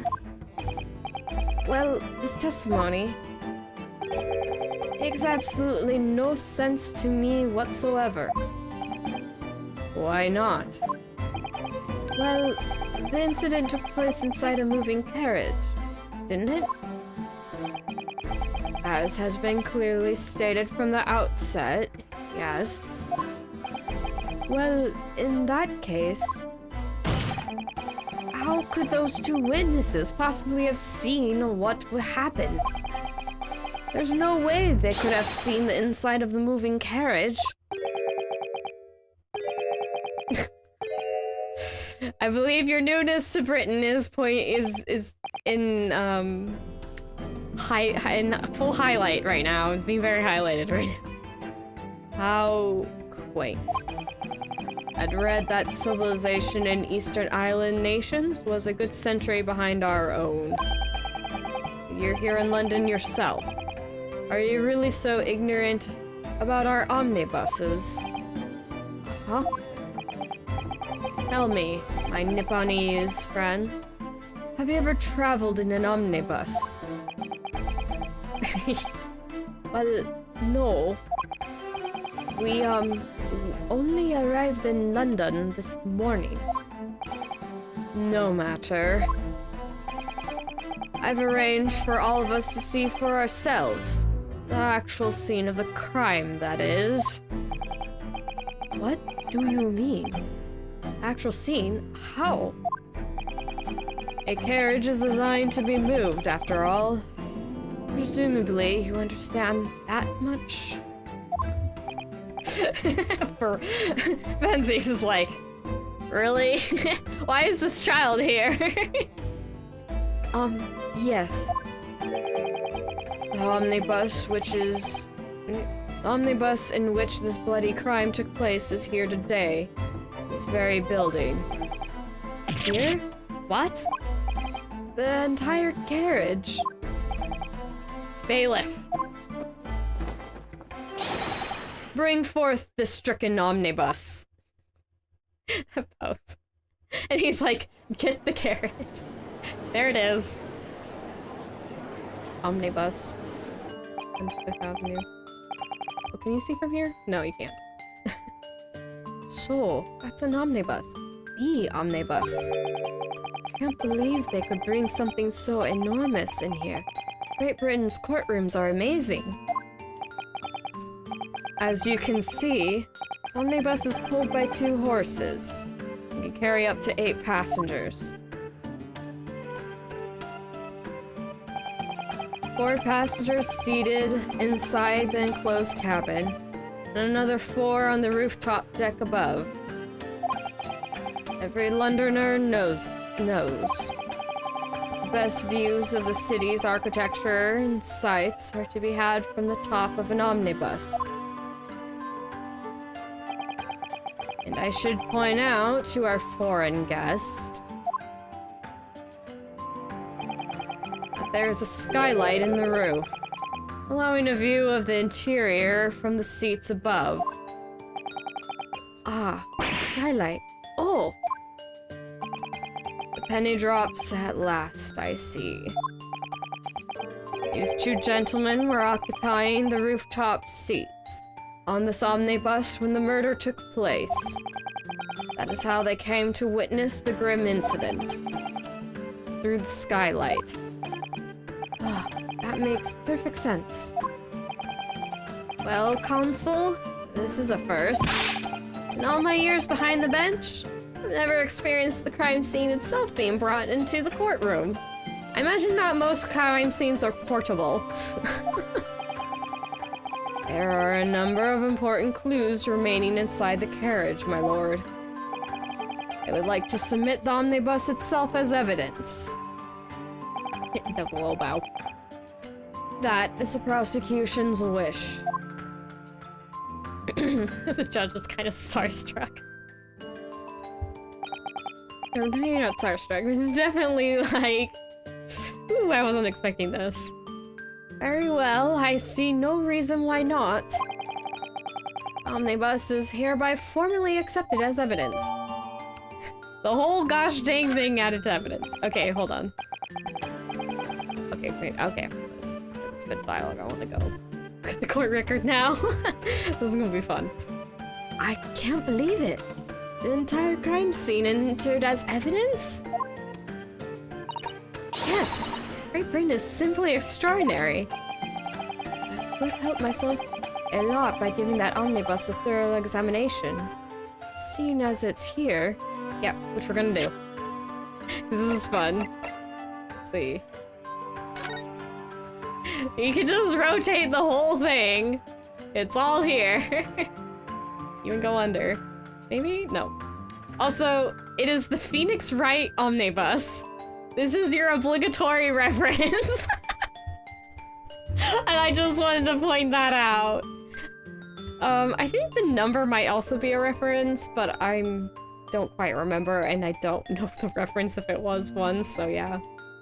Yeah, let's see here. We got Baker Street, Old Street, and what is it? Court 111. What is it? G4, best something. That's a little bit obscured. London 5th Avenue, Job Masters, London Head Office. And then it's Standard Street. And then the rest of it on the side. But yeah, there's actually quite a lot to read on here. Yeah, Job Masters, London Head Office. Okay. There's a little sign there. Alright, let's look up at the top here. Oh wait, there's words on the seat. Yeah, Job Master, London Head Office. Alright, let's take a look. What is to look here? Oop, I'm in the way. Excuse me. Go make yourself a little bigger while we examine things. Hello. Wait, a little... Okay. Go like this. And this. Okay, that's good enough. I'm a little bit smaller than them, but that's okay. Okay, so we'll move the chat up for a bit while we examine all this evidence. Oop, that didn't take. I took the wrong thing. Whoops, my bad. My bad. My bad. Okay, moving up. There we go. Why? Because I'm gonna be poking through the court record. Okay, so this is the roof deck of the omnibus. Oh, you must have a wonderful view of London streets from up here. So people sit all the way up here on bitter winter.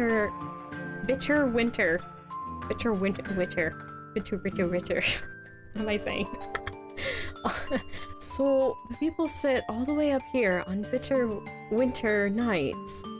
The cold air rushing past them?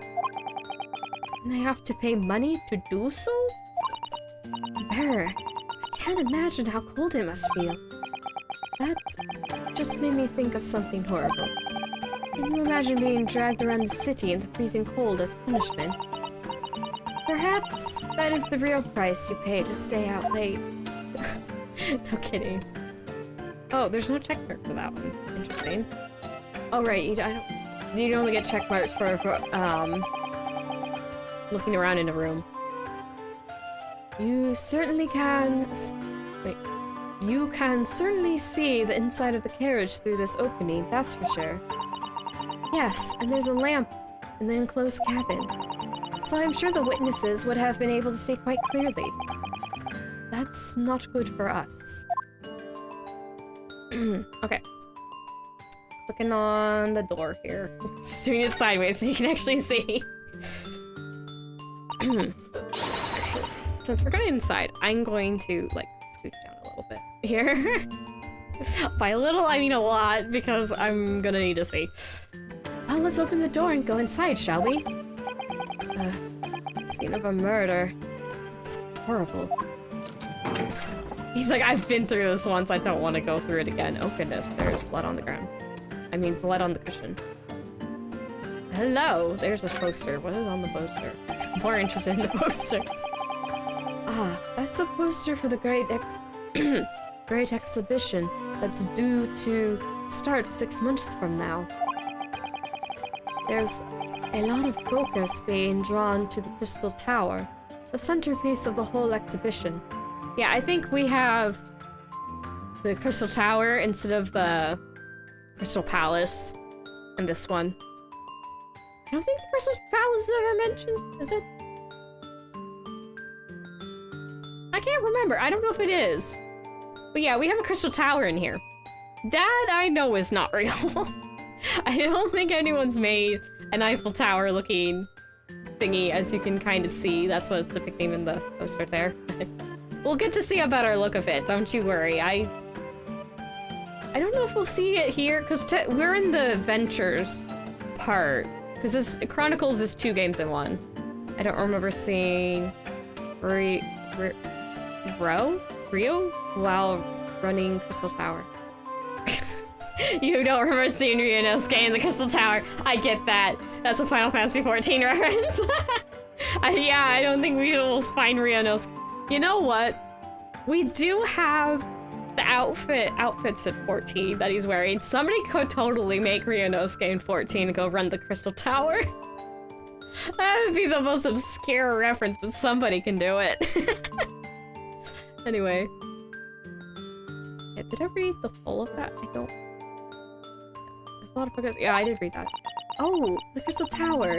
It's under construction already, I believe. People all over London must be fizzling with excitement at the prospect of such a grand event. Yep, I imagine people excited. Okay, there's a handle here. I was like, let's get to the actual things. I'm getting distracted by the post. This seat has a handle, it seems. Oop, hello. There's stuff in here. This looks like all sorts of equipment that might be needed to keep the omnibus running. Feeding tubs, tools to repair wheels, blankets, horseshoeing tools. So it's a storage compartment for the coachman to keep his things, it seems. There doesn't seem to be any space for passengers to stow their luggage, that's for sure. Well, I don't imagine it would be very convenient for that purpose anyway.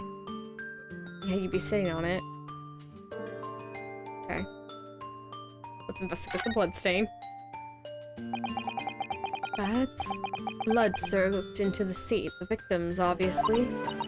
Yes, and the seat would be clearly visible from the roof deck. Would you really stab someone in full view of the other passengers like that, I wonder? Well, it was after dark.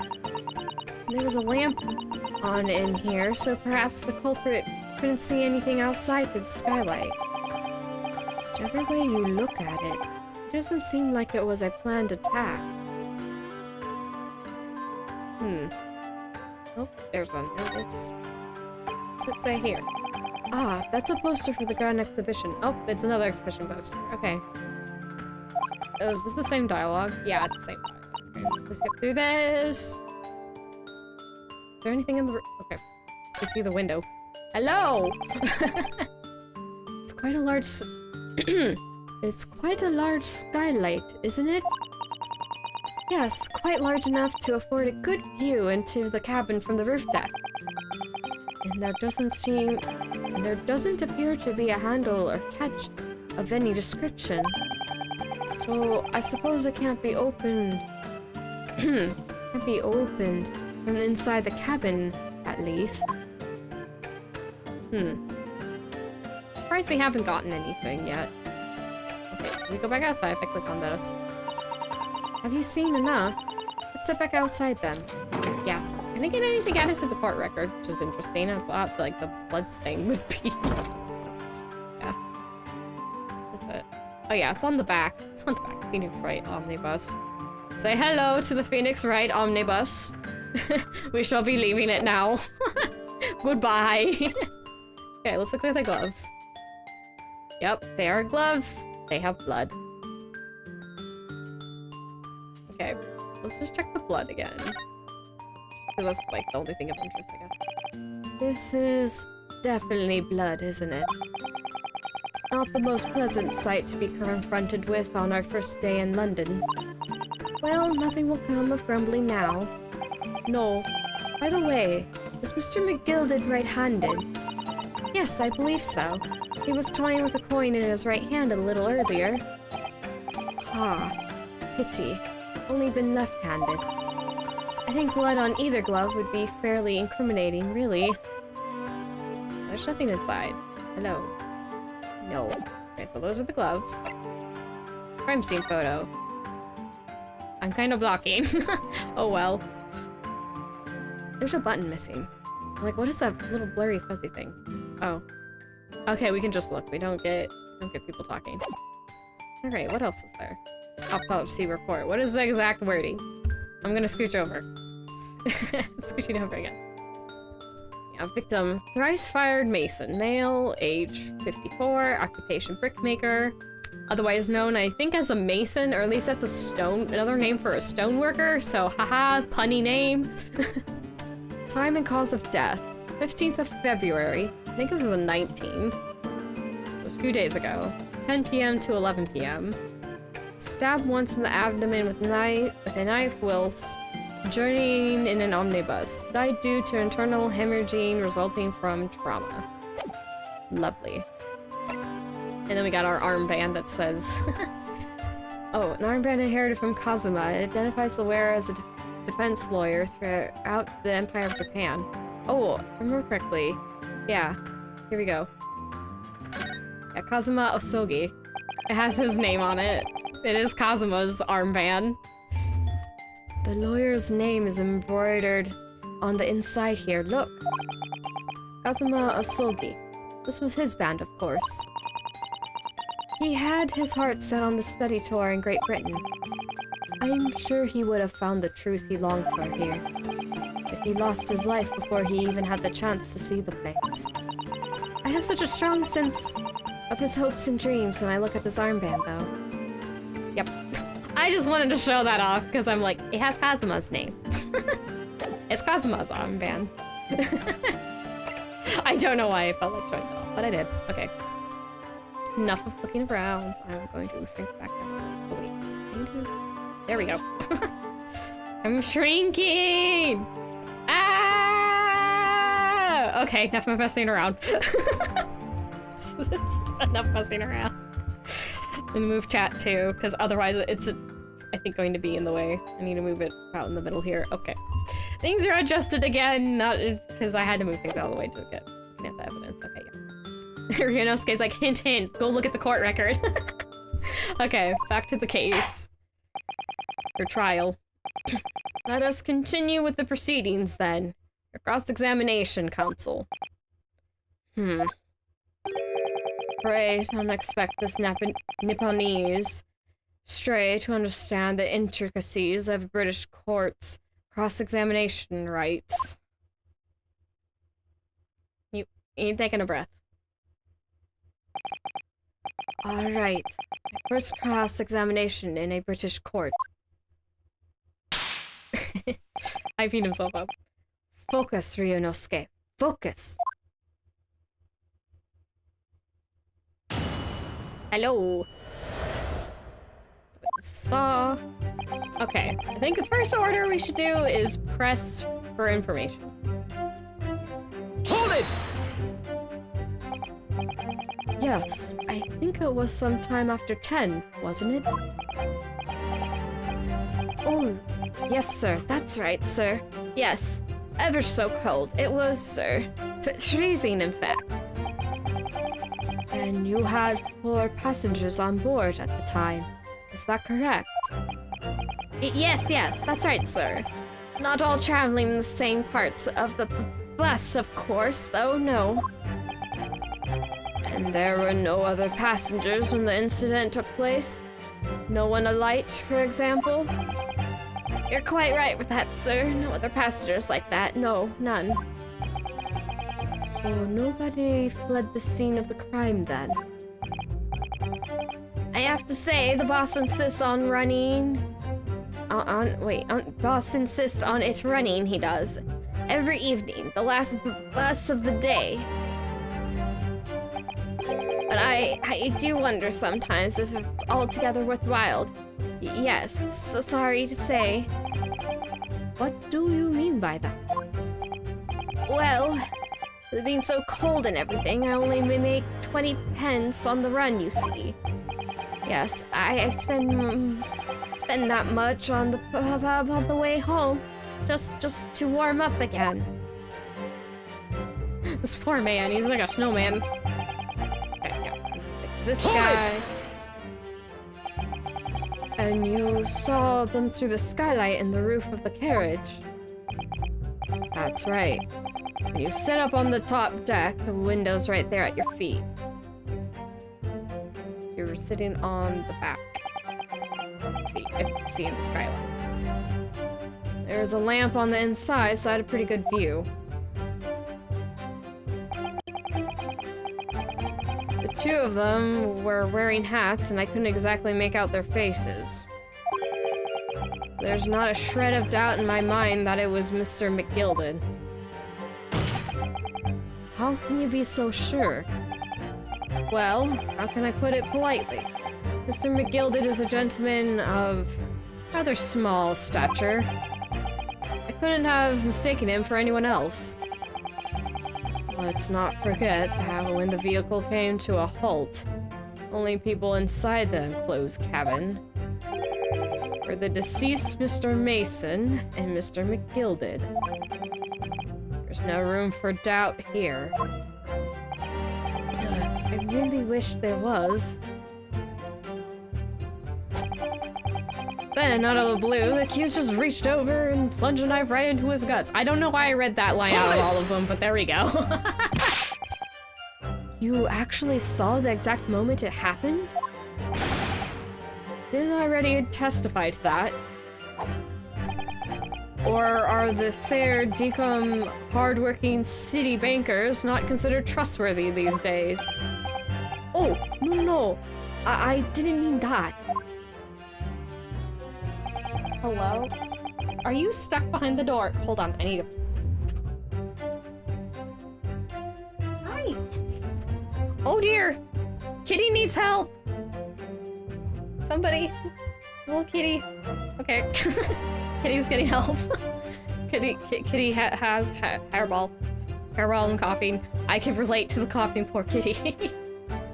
Okay, yeah. Kitty is okay! Nobody worry! Kitty is okay.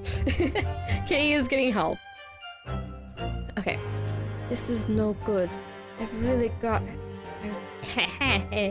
This is no good. I really got his back up. Perhaps you could just tell us what you saw a little bit.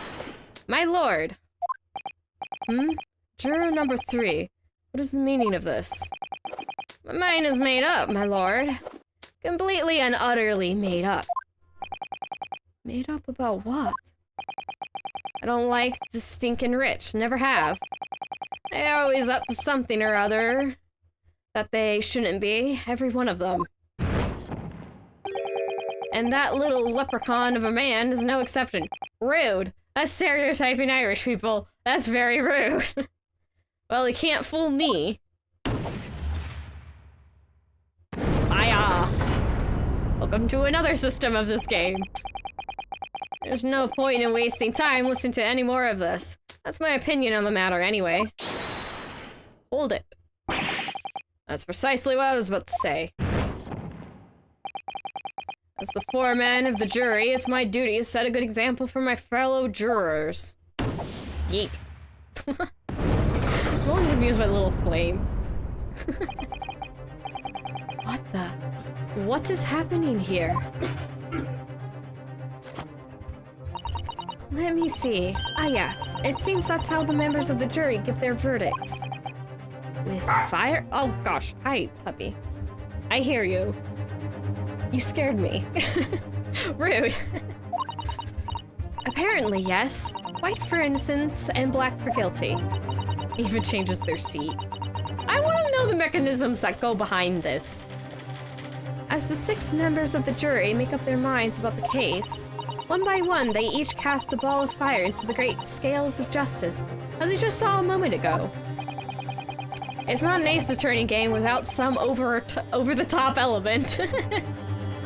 Also very convoluted cases, I suppose, to put simply. So, if those enormous scales fall completely to the black side, does that mean... Let's do our very best to make sure that doesn't happen. Ugh, now I'm even more worried than I was before. Very well, the court acknowledges the change in the jury's stance, and you can see the scales. The back, they're different. And that's why there's the big scales in here. And one is black and one is white. Why did I want to finish that sentence with, for truth and justice do we fight? I don't know what my brain's doing, but it's doing something. Counselor for the defense, please continue with your cross-examination. Ah, this is a nightmare. Now I'm thinking of Yoshiki. Nightmare. I'm so silly. Okay. This is the 4th out of the 5. Hold it! I still need to press it. Press on we go. He stabbed him, you say? You were sitting on the roof deck, were you? Yes, that's right, sir. I was up on the roof seats. I remember seeing the little gent sitting next to the fellow that was stabbed. I've been thinking about a new hat design, you see, so I was just gazing. That is gazing. Okay. I've been thinking about a new hat design, you see, so I was just gazing absentmindedly around. But then I happened to look down through the skylight. It was sticking right out of his belly, that huge great knife. A grim sight indeed. Ah, it didn't help me at all. All the jury people are talking. The jury looks like they're even more convinced my client did it than they were before. That appears to have made everyone more dubious than McGill is telling the truth. If only we had some evidence to counter their suspicions. Mr. First. Oh, yes. Yes, sir? Is this the knife you saw? Oh, good grief. Yes, that's it. The very one, sir. Is that? Yes, counsel. This is the blade that was driven into the victim's belly like a stake through the heart. You like vampire references. I forgot how much you like make vampire illusions. Silly Vanzigs. That is a blade of considerable size, counsel. It is. Furthermore, the scabbard is emblazoned prominently with a certain initial. The letter M, which seems oddly familiar. Please, no. M. For Magnus, perhaps, or McGilded, possibly. Take your pick. Jury looks so intensely not focused on not hearing the testimony. It's more of they heard the testimony and now they're talking among themselves about it. I think that's what it's trying to imply. It seems this particular big name in London made a magnificent mistake. Objection! But there are M's everywhere. Yes. Like in Mason. Objection! Oh yeah. Got a gravelly voice. Yay, thank you, Fancy. Thank you, Ryunosuke, for being objectable, because I gotta hear Fancy. So I'm like, okay, that's his voice. I just needed to hear it. This blade is far too extravagant for a poor brickmaker to have owned. No, this weapon of murder was almost certainly belongs to the accused. Not conclusive, but certainly compelling, counsel. We got the murder weapon and the court record. My lord, if you forgive the interruption. Ah, jury number 2. Go on. Mr. McGilded is a pillar of society and a gentleman. And a gentleman's word... What is it? And a gentleman's word should be sacrosanct. Oh gosh, I'm having trouble saying. Urianger says this word in one of his famous lines. I know how to pronounce it, but I can't right now. However, those of us in service know we must accept hard truths. Wait, what are you about to do? Dispose of the rubbish. Yeet. Little flame ball still amused me. I don't know why I'm so amused by the little flame ball going, but hey, I am. No. I don't wish to cause offense, but I do like to eradicate all traces of filth and grime. Ew. So much drama. Van Zeeks is quite the sartorial, splendid man. I know! His animations are great. He's so dramatic. He belongs in a stage play. I think everyone would be scared of him. I have painstakingly typed every word uttered here today and cross-referenced all the facts. As such, I am now in a position to draw the only logical conclusion. And scales tip further away. What again? That's 4 of the 6 jury members who proposed a guilty verdict. Only 2 left. We've had it. Every time I press these witnesses for more information, just make the situation worse. Nevertheless, what we need more than anything at the moment is more information. We're still very much in the dark. I suppose I'll just have to keep pressing the witnesses, knowing that more sparks may well fly. We mustn't give up hope that we'll uncover something that will give us a way to fight back. But... alright, I'll keep trying. I can't give up. I just need to keep calm and listen to the witnesses' statements again. Oh! Oops. I didn't mean to do that. Alright. Okay, you know, I'm just gonna do this. I did not mean to do this. Yes. I'm trying to do that. I need to press the last information, but I didn't realize I was on it because I forgot this guy talks first, but I also forgot he talked last, so I thought it was on the first one for some reason, not the last one. Whoopsie! My bad. Yeah. So there was a screen. Whoop, that's evidence. Oh wait, I do want to check the knife. Let's... oh. Switch over. Preemptively here. Let's go look at the knife. Okay. It's a knife. Oh wait, that looks like a W. Is that a W or is it actually an M?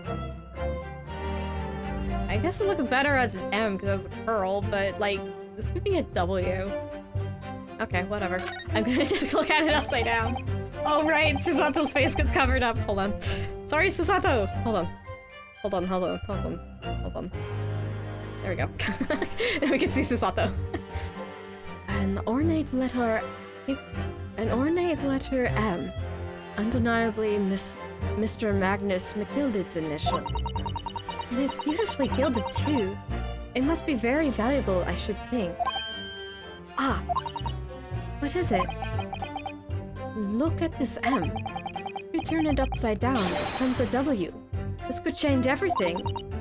A W? Yes, it's one of those, you know, turnabout cases. I'm sure of it. I'm afraid I don't know at all. But what I am sure of that this is an M. Oh. Well, that idea was quickly squashed. Yeah, I was thinking that. They're usually little curly-do is for M's is on that side. There's like another little design there. What is that in the middle? Very curious. I want to look at it closer, but I can't. There's no zoom in. Oh wait, I want to click the hilt. Can you take the blade out? Click on this side. What happens? It's the part of the sheath, isn't it? Are You were right, Mr. Naruhodo. Hmm? Oh, sorry. Yes, I don't really like blades. Oh. Those don't seem like the words of a man with a large katana slung from his waist. That's not a blade. That's Kazuma's soul. He's so cute. I'm sorry. Ryunosuke, it's not a sharp, pointy, dangerous thing. It's Kazuma. That's so cute, but also kind of sad, but I get what he means. But I also feels like he's like, I'm coping, shush. Oh, that's adorable. Anyway, there's no sense in delaying it. Let's see what the blade looks like. That is a fancy blade, goodness. And there's a lot of blood. Don't look at the screen if you're squeamish. Ugh, that looks like a lot of blood. It surely is blood, the victim's. Englishman's blood looks a lot like a Japanese man's blood. You're all human! Susato, are you gonna tell him off? You think it wouldn't? Sorry, it's just that we've only just arrived here in Great Britain. I'm finding it a little hard to adjust. Yes, I do understand. Okay. So there's that. Can I click the end of this? Can I click inside? Or anything else? Nope, don't think. Alright. We looked at the blade. Scoochie back over again. And scoochie back down again. Alright. The evidence has been checked out. Okay. Hold it! Now we press the last witness. What exactly did you see? Oh, well, sir, that would be the passenger, sir. Yes, collapsed on the floor he was. And by the passenger, obviously you're referring to the victim, Mr. Mason, the brickmaker. And then the other passenger had that knife in his hand, like this. The passenger, you're obviously referring to the accused, Mr. Magnus McGill did. And then he pummeled it down like this, stabbing the other passenger in the belly. What? Wait, how did you saw? Weren't you in the front? My lord, I wish to speak. Yes, juror number 5? Do I take it that you too? As a master of the London Guild of Coachmen, the idea of a murder being committed in one of the city's carriages is utterly abhorrent to me. It wouldn't be right to make a decision before hearing all the facts, though, I said to myself. But I've heard enough now. The horse has bolted, as they say. No, please, just keep an open mind. Giddy up now, Silver Blaze. The finish is in sight. That guy's still playing behind. Beppo is a long-standing member of the guild, and I trust what the man says.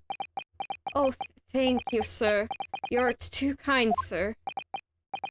Oh, this is too unkind, sir. Which now means that the 5 jurors agreed to condemn this man.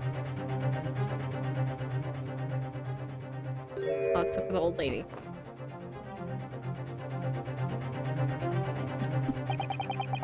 Madam Juror number 6. Yes, dear? What can I do for you? I have heard the testimonies of the witnesses in the stand. Oh yes, I certainly have. Still got my hearing, you know. Then, pray tell, why are you yet to pronounce your leaning? Well, dear, thing is, I'm a creature of habit, me. I always go to the park around this time of day and sit on a nice bench and get on with my knitting. There's a lovely little park just near where I live. The Gilded Park, it's called. The gentleman donated it to the city, you know. To put a smile under nurse faces, he said. Can't imagine such a fine young gentleman would have it in him to take another man's life. So he's doing wonderful things for the city. Oh, this time I had to get a juice. That's right, a man like that wouldn't stab someone, surely. Mother, may we go to Vic Gilded Public Library later and borrow some more books? He gave a library? How many Londoners live with their heads in the clouds? Do you people not know? What kind of man Miss Magnus McGilded really is? What kind of man is he? The philanthropist Magnus McGilded has enough wealth to purchase the entire city he claims to value so highly. Where did all that wealth come from? Client is a Shylock, sir, and one with the very, very darkest of souls. What? Stone the crows! McGilded lends money at extraordinary rates of interest, so his victims have no hope of repaying him. When they default, he takes possession of everything they own. He is a vulture that preys on the weak. I've never heard of mention of that before. Your faculties haven't deserted you, I'm sure, madame. So has this thought not crossed your mind? Would a man wealthy enough to buy London in its entirety not have a carriage of his own? What possible reason could this man have had to make use of public omnibus service? You're not saying that. The victim, a poor brickmaker, had next to nothing to his name, save considerable financial liability. It will come as no surprise that his creditor was the accused, Magnus McGilded. But let it also be known, that the very day Mr. Mason was killed, the final repayment date for his debts. Good gracious! The brickmaker was destitute. He had lost his house.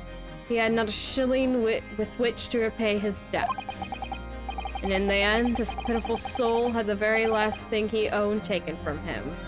His life. By the merciless philanthropist pretender, Magnus McGilded. I don't believe it. Hold it! I might add something briefly. Miss Susato. You claim that the victim had been lent money by Mr. McGilded. But where is the evidence to support your claim?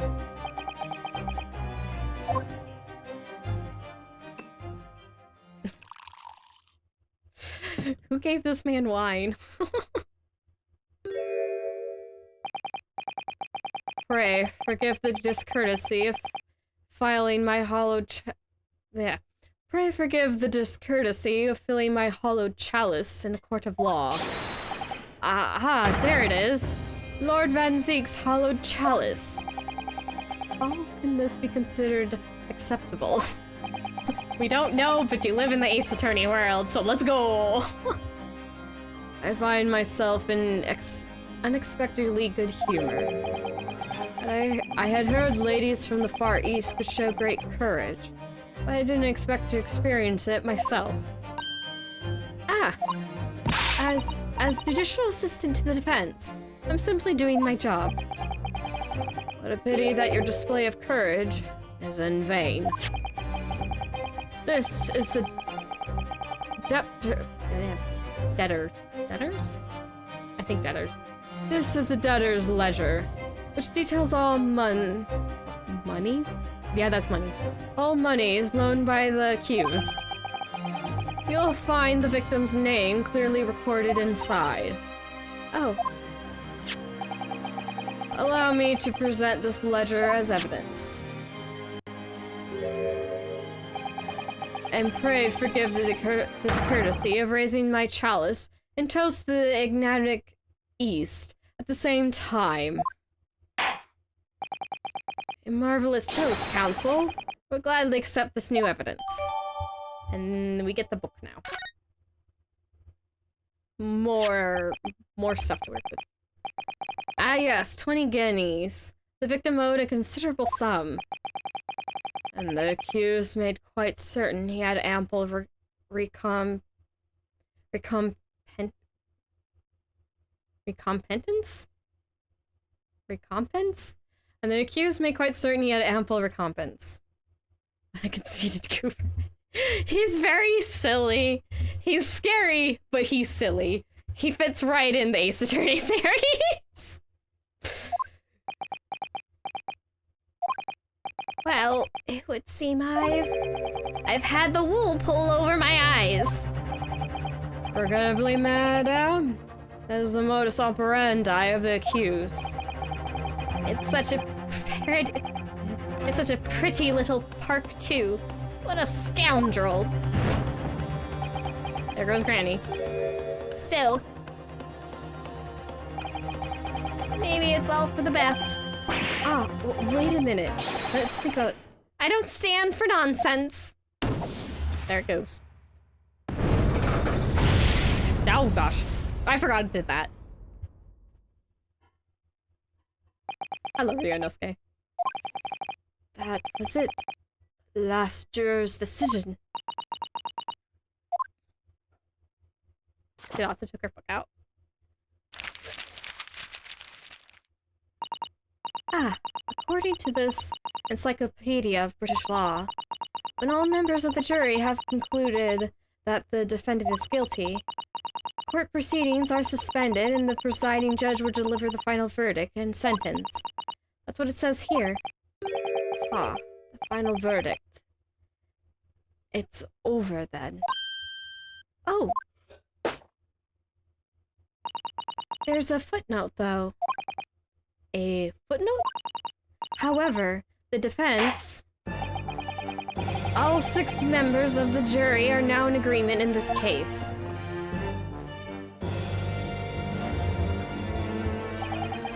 Allow me to convey my respect for your swift and righteous decision.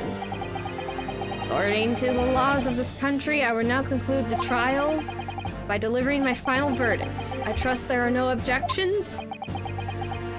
Oh my goodness. Miss Susato, just tell me one thing. Oh, yes? You were in the middle of saying something before. Footnote in your Encyclopedia of British Law. However, the defense... What did it say next? Oh yes, of course. One moment.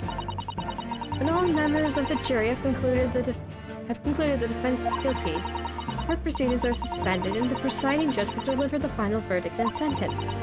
Then the footnote says, however, the defense has the right to determine a sublimation examination of the jurors at this point.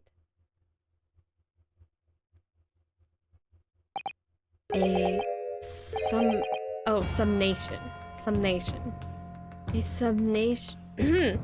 A summation examination. Objection! That's a tongue twister. Hi, forensics! A summation examination. From which century has that tome you have there been resurrected? Ah! Judging from the binding, I would say that book is at least 50 years old. A modern text on British law wouldn't even give such an antiquated procedure a mention. It's a relic, long forgotten and certainly no longer practiced. So you're out of luck. Oh.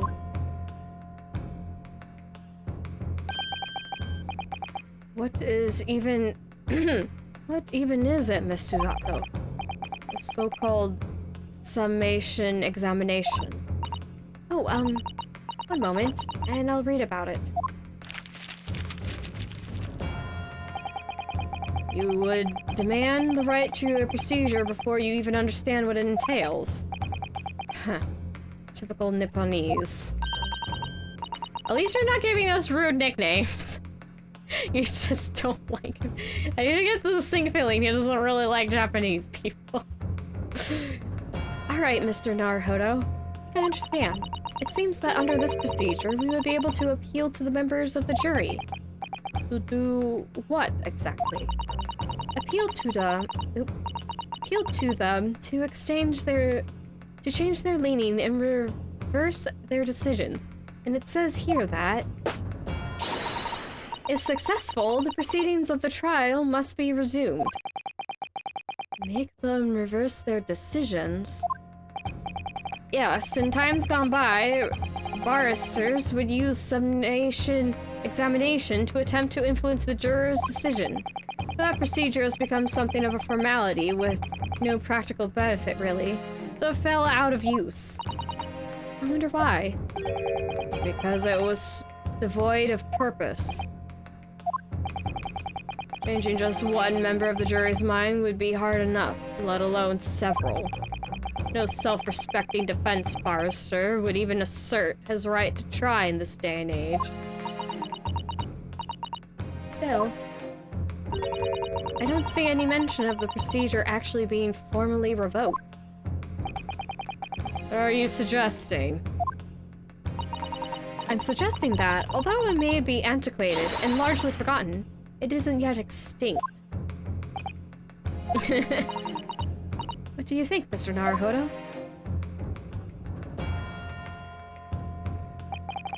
A summation examination. Our last possible option. Do we assert our right to carry it out or admit defeat? We do! The defense wishes to assert its right to a summation examination, my lord. Objection! Fencing's like, no. London is the capital city of the most powerful nation on earth. We have a duty to the world to exemplify the very highest standards of judicial procedure.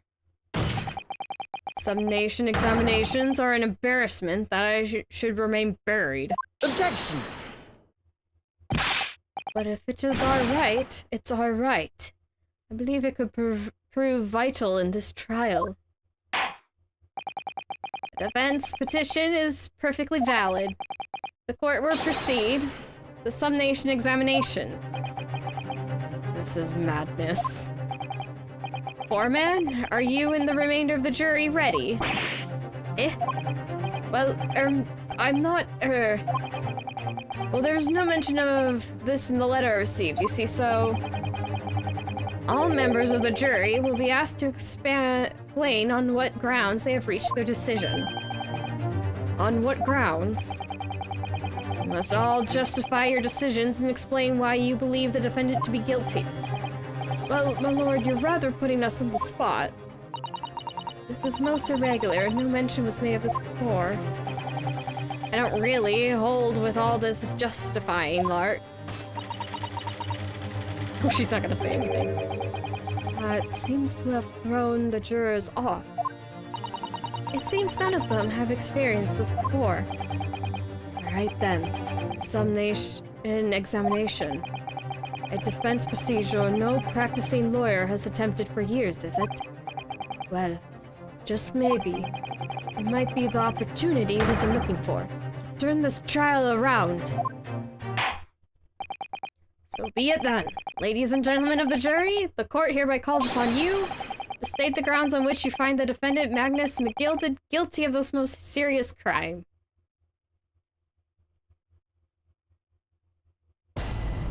Okay. I am going to end it there, though. I know, it's just getting good and all that, and I'm too big on here. But it is a couple hours. My throat's kind of getting needing to a rest, so I'm going to have to call it here. But this is our first proper trial in the game. Oh, jeez. Thinking back on the first time, I'm like, oh. I was so confused. I was just like Ryunosuke and Susato. I was just like, what is going on? What is this? Who are you? Oh my gosh, there's a lot more jurors than I thought there would be. Because I did know of that. I thought there would be like 4, but then there's 6. And I'm like, oh, okay. This is more than I thought. For a video game, obviously there's quite a... I think there's usually about 10 or 12 jurors in most places who have that jury duty as a thing. But yeah. We're getting to the real good stuff now. I'm pretty sure there's 5 chapters. Let's see. Might be 5. Maybe there's only 4. We had the starting trial, we had the boat, got this one. But if maybe there's only 4?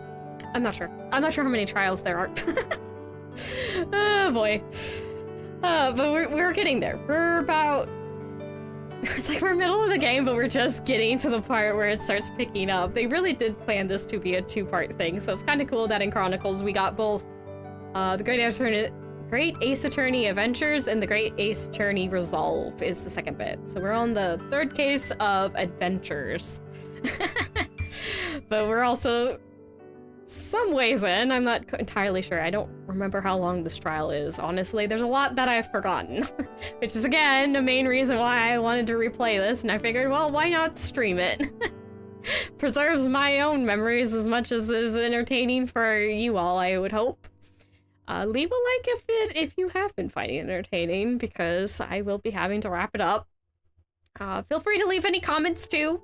If you're watching the VOD and you weren't here watching it live, that's fine. Whether you watch it later or watch it while it's live, I do not mind either way. I am just happy that you showed up. Especially you, my little painted Mises, who decided to stick around for some time. Which, feel free to do so yourself if you haven't subscribed. You don't have to. I'm just, consider it. That's all I ask. And, I mean, if you only want to stick around for a little bit, then you can leave later. I don't mind. I don't want to force everyone. I'm here to be entertaining and put a smile on people's faces. Give people a break, not to force people into obligations. So yeah, but typical algorithm, the bane and boon of all content creators. We all gotta say like, comment, subscribe at some point. I hope I'm not too annoying when I do it. But anyway. Thank you all so much for coming and watching, those who were able to make it to the watching it live. Thank you everyone else who's watching the VOD. And for now, I must bid you all bye-bye! And I hope to see you another time.